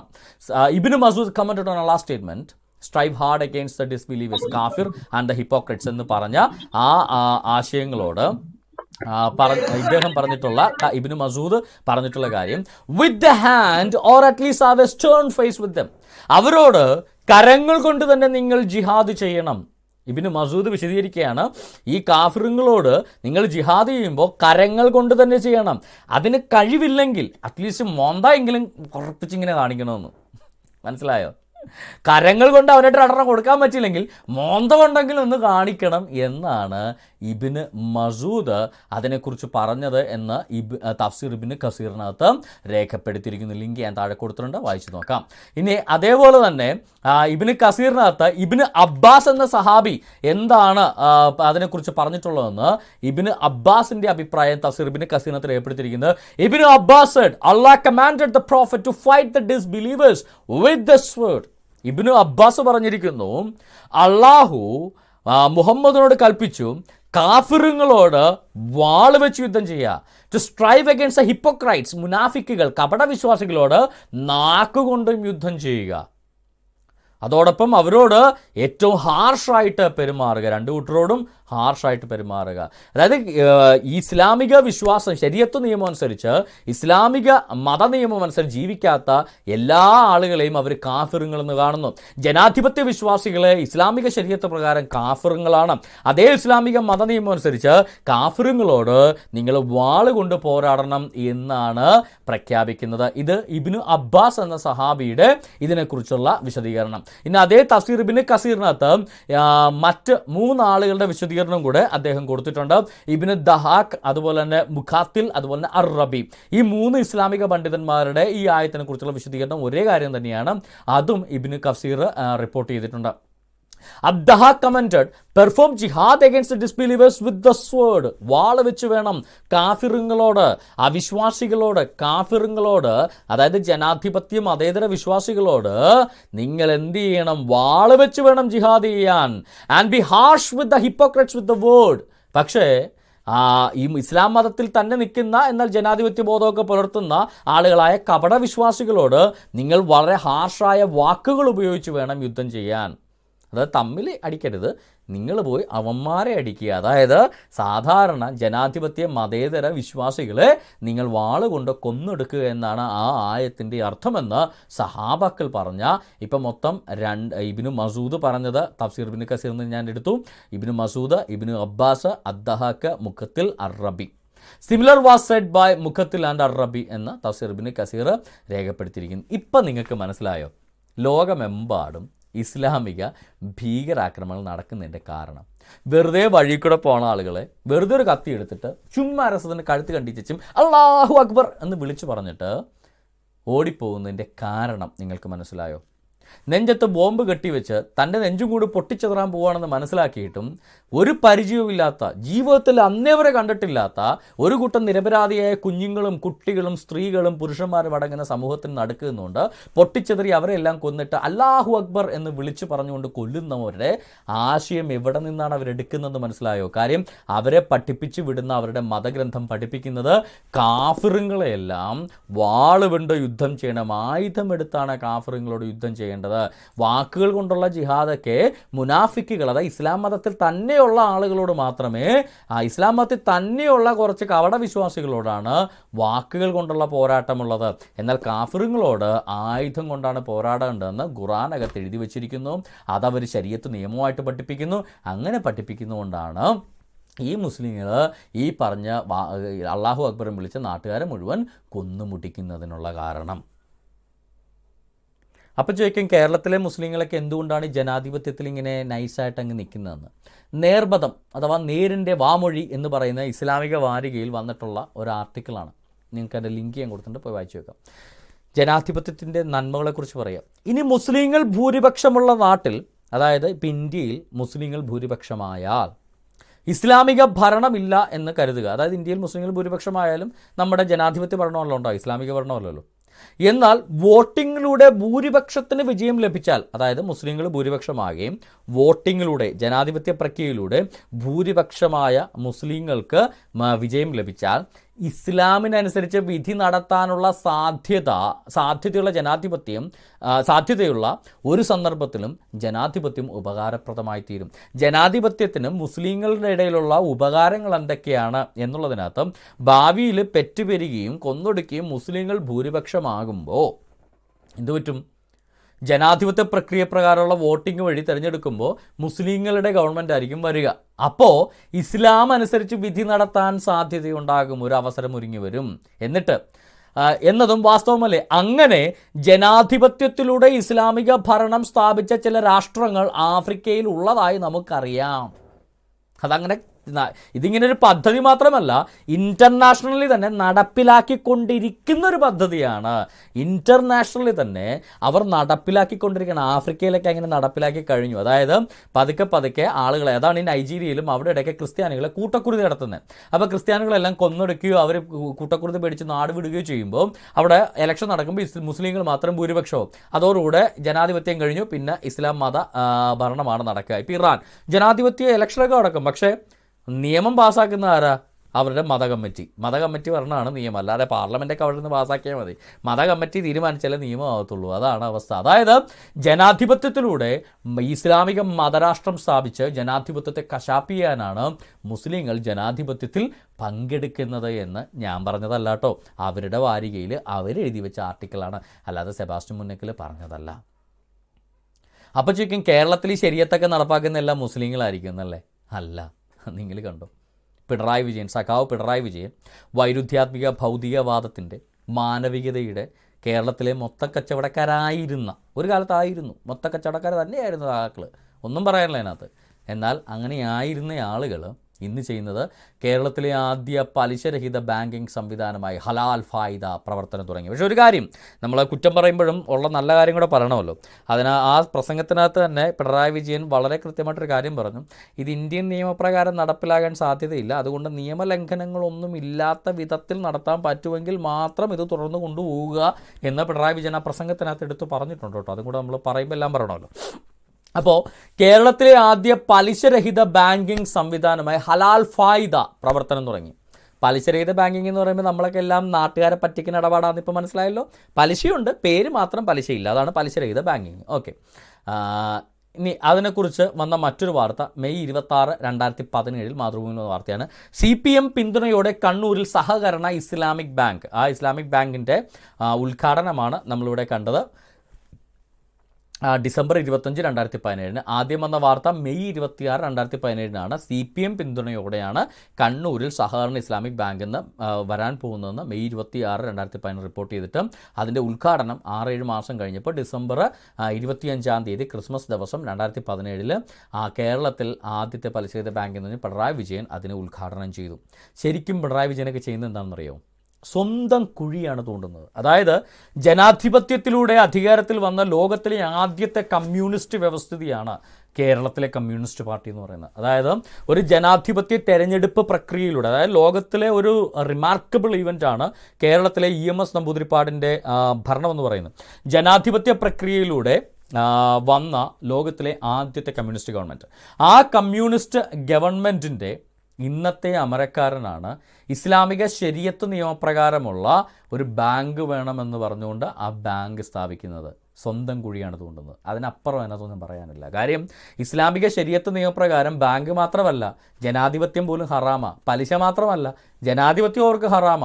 അപ്പോൾ ഇസ്ലാമിക ശരീഅത്ത് നിയമം സ്ഥാപിക്കാൻ വേണ്ടി താങ്കൾ ബാങ്ക് തുടങ്ങിയാൽ നാളെ അവർ കത്തിവെക്കാൻ പോകുന്ന ജനാധിപത്യത്തിൻ്റെ മേല. അപ്പോൾ താങ്കളുടെ അധികാരവും പോകും എന്നുള്ളതാണ് സത്യം. അതുകൊണ്ട് സ്വന്തം കുഴി ദയവ് ചെയ്ത് സഖാവ് തോണ്ടിയിൽ ഞങ്ങൾക്ക് പരാതിയൊന്നുമില്ല. കാര്യം നിങ്ങളൊക്കെ എത്ര കാലം അധികാരത്തിലിരിക്കുമെന്നൊന്നും ആർക്കും പറയാൻ പറ്റത്തില്ല, മനുഷ്യരുടെ കാര്യമാണ്. പക്ഷേ കേരളത്തിലെ ജനാധിപത്യം താങ്കളുടെ തലമുറയ്ക്ക് ശേഷവും എൻ്റെ തലമുറയ്ക്ക് ശേഷവും അതിനും ശേഷവും നിലനിൽക്കേണ്ട ഒന്നാണ്. അതിൻ്റെ മേൽ കത്തിവെക്കരുത്. താങ്കളുടെ കരിയറിൻ്റെ മേൽ കത്തിവെക്കാം, അതിനുള്ള അവകാശം താങ്കൾക്കുണ്ട്. പക്ഷേ ജനാധിപത്യ വ്യവസ്ഥിതിയുടെ മേൽ കത്തിവെക്കുന്നത് തെറ്റാണ്. ഈ വാർത്തയുടെ ഭാഗമായിട്ട് അതിൻ്റെ താഴേക്കുള്ള കാര്യങ്ങൾ നിങ്ങൾ വായിച്ചാൽ, കണ്ണൂർ ജില്ലയിലെ 21 ന്യൂനപക്ഷ സാംസ്കാരിക സമിതികൾ ഉൾപ്പെട്ടതാണ് ഈ ഹലാൽ ഫായിദ എന്ന ഇസ്ലാമിക് ബാങ്കിൻ്റെ കോർഡിനേഷൻ കമ്മിറ്റി. അപ്പോൾ നോക്കും, 21 ന്യൂനപക്ഷ സാംസ്കാരിക സമിതികൾ എന്ന് പറയുമ്പോൾ എല്ലാ ന്യൂനപക്ഷങ്ങളും അതിനകത്തുണ്ടെന്ന്. അല്ല, അടുത്ത സെൻറ്റൻസ് വായിച്ചോ. മുസ്ലിം ന്യൂനപക്ഷത്തിൻ്റെ ഉന്നമനത്തിനായി പ്രവർത്തിക്കുന്ന വിവിധ സംഘടനകളുടെ ട്രസ്റ്റുകളുടെ സംയുക്ത സമിതിയാണ്. ന്യൂനപക്ഷം എന്ന് പറഞ്ഞാൽ മുസ്ലിം ന്യൂനപക്ഷം മാത്രമാണ് എന്നങ്ങ് മനസ്സിലാക്കിക്കോണം. അല്ലാതെ അതിനെതിരായിട്ട് കേസിനൊന്നും പോകാൻ നിൽക്കരുത്. ന്യൂനപക്ഷ സ്കോളർഷിപ്പ് എന്ന് പറഞ്ഞാൽ മുസ്ലിം ന്യൂനപക്ഷത്തിനുള്ള സ്കോളർഷിപ്പാണെന്ന് നമ്മൾ അങ്ങ് മനസ്സിലാക്കിക്കോളണം. ന്യൂനപക്ഷ മന്ത്രി എന്ന് പറഞ്ഞാൽ, ന്യൂനപക്ഷ വകുപ്പ് എന്ന് പറഞ്ഞാൽ മുസ്ലിം ന്യൂനപക്ഷത്തിനുള്ള വകുപ്പാണ്. 20% എങ്ങാനും നമുക്ക് തന്നാൽ അയ്യോ ഇറാൻ എന്ന് പറഞ്ഞ് അത് വാങ്ങിച്ചുകൊണ്ട് സന്തോഷത്തോടെ ആയിരിക്കണം. അല്ലാതെ ന്യൂനപക്ഷം എന്ന് പറഞ്ഞാൽ 30% വരുന്ന മുസ്ലിങ്ങളാണ് എന്ന ധാരണയിൽ വേണം കേരളത്തിലെ പത്രങ്ങൾ വായിക്കാൻ എന്നിവിടെ പ്രത്യേകം ഓർമ്മപ്പെടുത്തുന്നു. പലിശ സംവിധാനത്തിന് മതപരമായി എതിർപ്പുള്ള സംഘടനകൾ ഒത്തുചേർന്നാണ് സഹകരണ സംഘത്തിന് തുടക്കം കുറിക്കുന്നത്. CPM എന്നാണാവോ പലിശ സംവിധാനത്തിന് മതപരമായി എതിർപ്പുള്ള സംഘടനയായത്? ഇനി എന്ത് മതപരമായ എതിർപ്പ്? ഇസ്ലാമിക ബാങ്കിങ്ങുകൾ ലോകത്തിലെ എല്ലാ രാജ്യത്തും പലിശ വാങ്ങിക്കുന്ന ബാങ്കുകളെയാണ് ഇസ്ലാമിക ബാങ്ക്. പേര് മാത്രമേ പലിശ ഇല്ല എന്നുള്ളൂ. നിങ്ങൾ കേരളത്തിലെ corporation bank, union bank, south Indian bank, അതുപോലെ തന്നെ SBI ഒക്കെ നാളെ മുതൽ പലിശ എന്നുള്ള ഇൻട്രസ്റ്റ് എന്നുള്ള പേര് മാറ്റിയിട്ട് സർവീസ് ചാർജ് എന്നിട്ടാൽ അത് ഇസ്ലാമിക് ബാങ്കിങ് ആയി. അത്രയേ ഉള്ളൂ ഇസ്ലാമിക ബാങ്കിങ്. പലിശ വാങ്ങിക്കാൻ പേര് മാത്രം പലിശ എന്ന് വരാൻ പാടില്ലെന്ന് മാത്രമേ ഉള്ളൂ. അതിൻ്റെ പേരിലാണ് ഈ കിടന്ന് ഈ കോലാക്കത്ത് മുഴുവൻ ഉണ്ടാക്കുന്നത്. പക്ഷേ ഇതിനകത്ത് അപകടമെന്ന് പറയുന്നത് ഇസ്ലാമിക മതനിയമം കേരളത്തിൽ സ്ഥാപിക്കുമ്പോൾ കത്തിവെക്കപ്പെടുന്ന കേരളത്തിലെ മതേതര ജനാധിപത്യ വ്യവസ്ഥിതിക്കുക. നിങ്ങളൊരു കാര്യം ശ്രദ്ധിച്ചാൽ നിങ്ങൾക്ക് മനസ്സിലാവും, ഇദ്ദേഹം ഒരു ക്രൈസ്തവനാണ്, എന്നാൽ ഇദ്ദേഹം ക്രിസ്ത്യാനിയായിട്ട് ജീവിക്കുന്ന ഒരാളല്ല. ഇദ്ദേഹം ഒരു വൈരുദ്ധ്യാത്മിക ഭൗതികവാദം അഥവാ യുക്തിവാദിയായിട്ട് ജീവിക്കുന്ന ഒരാളാണ് ഈ സഹോദരൻ എന്ന് പറയുന്നത്. എന്നാൽ ആ സഹോദരൻ നമ്മുടെ ഡോക്ടർ തോമസ് ഐസക് ഒരു ഒരു ഒരു ഒരു എക്കണോമിക്സിൽ PhD ഉള്ളൊരു മനുഷ്യനാണ്. ഹിന്ദു ബാങ്ക് വരുന്നു, ഹിന്ദു ബാങ്ക് വർഗീയ ധ്രുവീകരണത്തിന് സംഘപരിവാർ ശ്രമം രാഷ്ട്രീയമായും നിയമപരമായും നേരിടണം. ഏത് മതത്തിൻ്റെ പേരിലും ജാതിയുടെ പേരിലും ബാങ്കുകൾ തുടങ്ങുന്ന തെറ്റ് തന്നെയാണ്. അതിനകത്ത് ഒരു തെറ്റുമില്ല. ബാങ്കിന് പേരിടുന്നതിലല്ല തെറ്റ്. ആ മതാദൃശ്യം, ഇപ്പോൾ കാത്തലിക് സിറിയൻ ബാങ്ക് എന്ന് വെച്ചാൽ കത്തോലിക്ക സഭയുടെ വത്തിക്കാനിലെ കാനോൺ നിയമം അനുസരിച്ച് പ്രവർത്തിക്കുന്ന ബാങ്കൊന്നുമല്ല, ഇന്ത്യൻ റിസർവ് ബാങ്കിൻ്റെ നിയമം അനുസരിച്ച് പ്രവർത്തിക്കുന്ന ബാങ്കാണ്. അപ്പോൾ പേരിനകത്ത് ഇസ്ലാമിക് ബാങ്ക് എന്നിട്ട പ്രശ്നമൊന്നുമില്ല. പക്ഷേ പേരിനകത്ത് ഹിന്ദു ബാങ്ക് എന്നോ മുസ്ലിം ബാങ്ക് എന്നോ ക്രൈസ്തവ ബാങ്ക് എന്നോ ഇടുന്നതല്ല പ്രശ്നം. ഹിന്ദുക്കൾക്ക് വേണ്ടി മാത്രം ഹിന്ദു നിയമപ്രകാരം പ്രവർത്തിക്കുന്ന ഒരു ബാങ്ക് എന്ന് പറഞ്ഞാൽ, ഹിന്ദുക്കളുടെ മത നിയമപ്രകാരം പ്രവർത്തിക്കുന്ന ബാങ്ക് എന്ന് പറഞ്ഞാൽ അത് വർഗീയ ധ്രുവീകരണത്തിന് അതിനകത്ത് യാതൊരു തർക്കവുമില്ല. അദ്ദേഹത്തിൻ്റെ അഭിപ്രായത്തോട് ഞാൻ യോജിക്കുന്നു, ശരിയാണ്.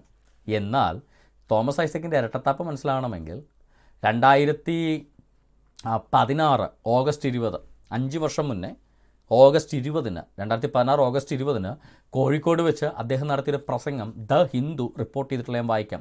Finance minister TM Thomas Isaac has said that the state government will start Islamic banks within 2 years. State government തന്നെ മുൻകൈയെടുത്ത് 2 വർഷത്തിനകം ഇസ്ലാമിക ബാങ്കുകൾ ഉണ്ടാക്കും എന്ന് പറഞ്ഞയാളാണ് തോമസ് ഐസക്. എന്തേ ഹിന്ദു ബാങ്ക് വർഗീയ ധ്രുവീകരണം ഉണ്ടാക്കുമ്പോൾ ഇസ്ലാമിക ശരീഅത്ത് നിയമപ്രകാരം ഉണ്ടാക്കുന്ന ബാങ്ക് മാത്രം വർഗീയ ധ്രുവീകരണം ഇല്ലാത്ത ബാങ്കായി മാറുന്നത്? അതെന്ത് ഇടപാട്? എതിർക്കുമ്പോൾ രണ്ടിനെയും എതിർക്കണ്ടേ? അല്ലാതെ ഈ ഒരെണ്ണത്തിന് മാത്രം എതിർക്കുന്നത് ഒരുമാതിരി ഇരട്ടത്താപ്പല്ലേ തോമസ് ഐസക്കെ? അതുകൊണ്ട് ഇമ്മാതിരി ഇരട്ടത്താപ്പോട്ട് നടക്കുക. ചുമ്മാതല്ല താങ്കളെയൊക്കെ പിടിച്ച് ഇപ്രാവശ്യം ധനമന്ത്രി ആക്കായിരുന്നത്. അപ്പോൾ ഒരു ഇസ്ലാമിക ശരീഅത്ത് നിയമം, ജനാധിപത്യത്തിന് പോലും എതിര് നിൽക്കുന്ന, ജനാധിപത്യ വ്യവസ്ഥിതിക്ക് കടക്കൽ കത്തിവെക്കുന്ന, ഈ മുസ്ലിങ്ങൾ ഭൂരിപക്ഷമായാൽ ഇസ്ലാമിക ശരീഅത്ത് നിയമം സ്ഥാപിച്ചിരിക്കുമെന്ന് പ്രഖ്യാപിക്കുന്ന ഒരു ശരീഅത്ത് നിയമത്തിൻ്റെ അടിസ്ഥാനത്തിലുള്ള ഒരു മുസ്ലിം മത ബാങ്ക് സ്ഥാപിക്കാൻ കേരള ഗവൺമെന്റ് മുൻകൈ എടുക്കുമെന്ന് പറയുമ്പോൾ യാതൊരു വിധത്തിലുള്ള വർഗീയ ധ്രുവീകരണം ഉണ്ടാകില്ല എന്ന് താങ്കൾ ചിന്തിക്കുന്നുണ്ടെങ്കിൽ എന്തുകൊണ്ട് സഖാവേ ഹിന്ദു ബാങ്കുകൾ ആരംഭിക്കുന്നു എന്ന് പറഞ്ഞപ്പോൾ മാത്രം വർഗീയ ധ്രുവീകരണം ഉണ്ടാകുന്നത്? അതെന്തുവാണ്? 5 വർഷം മുമ്പ് ഇല്ലാതിരുന്ന എന്ത് ധ്രുവീകരണമാണ് ഇപ്പോൾ ഉണ്ടാകുന്നത്? അപ്പോൾ ഉഡായ്പ മാത്രമാണല്ലേ. ഹിന്ദുക്കൾ ബാങ്ക് ഉണ്ടാക്കുന്നു എന്ന് പറഞ്ഞപ്പോൾ ഭയങ്കര ധ്രുവീകരണം. 5 വർഷം മുന്നേ നമ്മൾ ശരീഅത്ത് ബാങ്ക് ഉണ്ടാക്കി കൊടുക്കുമെന്ന് പറഞ്ഞപ്പോൾ അതിനകത്ത് ധ്രുവീകരണമില്ല. എന്നാലേ അതെന്തുവാ ശരിക്കും? നിധി സംഘങ്ങൾ വെച്ചാൽ ആർക്കും സ്ഥാപിക്കാം. കുറച്ച് ആളുകൾ ചേർന്നൊരു ചെറിയ സഹകരണ സംഘം ഉണ്ടാക്കുന്നു, അവർ പരസ്പരം അങ്ങോട്ടും ഇങ്ങോട്ടും വായ്പ കൊടുക്കും. നമ്മുടെ കുടുംബശ്രീ പോലെ നിധി സഹകരണ സംഘം. അത് ആർക്കും ഏത് പേരിലും അതിലെ അംഗങ്ങൾക്ക് മാത്രം വായ്പ കൊടുക്കുക, മാത്രമേ ഉള്ളൂ പ്രശ്നം. അതാണ് ആ സംഭവം. എന്തായാലും അത് ഹിന്ദു ബാങ്ക് എന്ന് പറഞ്ഞ് സംഘപരിവാർ സംഘടനകൾ അത് പ്രഖ്യാപിച്ചപ്പോൾ അത് വർഗീയ ധ്രുവീകരണം എന്ന് പ്രസ്താവന ഇറക്കാൻ തോമസ് ഐസക്കിന് നാക്ക് പഴച്ചില്ല. അതേ തോമസ് ഐസക്ക് തന്നെയാണ് ഇസ്ലാമിക ബാങ്ക് കേരളത്തിൽ ഗവൺമെൻറ് തന്നെ സ്ഥാപിക്കുമെന്ന് പറഞ്ഞത്. അമ്മാതിരി ഇരട്ടത്താപ്പ്, മുസ്ലിം പ്രീണനമാണ് കേരളത്തിലെ രാഷ്ട്രീയക്കാരൻ നടത്തുന്നത്. അത്തരം മുസ്ലിം പ്രീണനം നടത്തുന്ന തോമസ് ഐസക്കിനെ പോലുള്ള, പിണറായി വിജയൻ സഖാവിനെ പോലുള്ള ആളുകൾ ഒരു കാര്യം ഓർമ്മ വെക്കണം. നിങ്ങളുടെ അജ്ഞതയാണ് ഇവർ മുതലെടുക്കുന്നത്. ശരീഅത്ത് നിയമം വെച്ചാൽ പലിശ മാത്രമല്ല, ജനാധിപത്യം വരെ ഹറാമായ ഒരു പ്രാകൃത നിയമമാണ് ശരീഅത്ത് നിയമം. ശരീഅത്ത് എന്ന് പറഞ്ഞ ഇസ്ലാമിക മതനിയമം മാത്രമാണ്. അല്ലാതെ ജനാധിപത്യത്തിനെതിരായിട്ടുള്ള ഒരു മതനിയമം കേരളത്തിൽ സ്ഥാപിക്കാനോ ഇന്ത്യയിൽ സ്ഥാപിക്കാനോ ഒരാൾക്കും അവകാശമില്ല എന്നുള്ളതാണ് സത്യം. അപ്പം അത്തരത്തിലുള്ള നടപടികളിൽ നിന്ന് രാഷ്ട്രീയക്കാർ അറിവില്ലാത്ത വിഷയങ്ങളിൽ ദയവ് ചെയ്ത് രാഷ്ട്രീയക്കാർ പ്രതികരിക്കാതിരിക്കുക. നിങ്ങൾക്കറിവില്ലെങ്കിൽ, നിങ്ങൾക്ക് ഇസ്ലാമിക ഗ്രന്ഥങ്ങൾ അറിയില്ലെങ്കിൽ, ഈ മുസ്ലിങ്ങൾ പറയുന്ന വാക്ക് കേട്ട് അവർക്ക് ഓശാന പാടാൻ ദയവ് ചെയ്ത് പോകാതിരിക്കുക. ഇത്രയുമാണ് എനിക്ക് ഇന്നത്തെ വിഷയത്തിൽ പറയാനുള്ളത്. ഇസ്ലാമിക ബാങ്കിങ്ങിൻ്റെ പലിശരഹിതമെന്ന് പറഞ്ഞാൽ ശുദ്ധ തട്ടിപ്പാണ്. സാധാരണ ബാങ്കുകളേക്കാൾ കൂടുതൽ പലിശ വാങ്ങിക്കുന്ന ബാങ്കുകളാണ് ഇസ്ലാമിക് ബാങ്കുകൾ എന്ന് പറയുന്നത്. പേര് മാത്രമേ മാറ്റുകയുള്ളൂ, പലിശ അവിടെ തന്നെ ഉണ്ടാകും. പേര് മാത്രം പാൻറ്റെന്ന് മാറ്റി ട്രൗസറാക്കും, പക്ഷേ സാധനം പാൻറ്റ് തന്നെയാണ്. പേര് ട്രൗസർ എന്ന് വിളിക്കും എന്ന് മാത്രം. ഇത്രയേ ഉള്ളൂ ഇസ്ലാമിക ബാങ്കിങ് എന്ന് പറഞ്ഞാൽ. ഓക്കെ, നമ്മുടെ ഇന്നത്തെ പ്രോഗ്രാം നമ്മൾ വൈൻഡപ്പ് ചെയ്യുന്നു. ക്ലബ് ഹൗസ് വഴി ജോയിൻ ചെയ്ത് സംസാരിക്കാനുള്ള അവസരമാണ്. ഞാൻ ഈ പറഞ്ഞതിൽ എന്തെങ്കിലും തെറ്റുണ്ടെങ്കിൽ ഇന്നത്തെ വിഷയമായിട്ട് ബന്ധപ്പെട്ട് സംസാരിക്കാൻ താല്പര്യമുള്ളവർക്ക് ജോയിൻ ചെയ്ത് സംസാരിക്കാം. ക്ലബ് ഹൗസിൽ ജോയിൻ ചെയ്യേണ്ട ലിങ്ക് ഞാനിവിടെ ഇപ്പോൾ പബ്ലിഷ് ചെയ്യാം. അത് ഫേസ്ബുക്കിൽ ഇപ്പോൾ കമൻറ്റ് ചെയ്യാം. എന്നിട്ട് കെവിൻ ബ്രദർ അത് മോഡറേറ്റ് ചെയ്യും. യൂട്യൂബ് പ്രേക്ഷകർക്ക് വേണ്ടി പ്രോഗ്രാം വൈൻഡപ്പ് ചെയ്യുന്നു. ഫേസ്ബുക്ക് ക്ലബ് ഹൗസ് പ്രേക്ഷകർക്ക് വേണ്ടി പ്രോഗ്രാം തുടരുന്നു. ദൈവം നിങ്ങളെല്ലാവരും ധാരാളമായിട്ട് അനുഗ്രഹിക്കുമാറാണ്.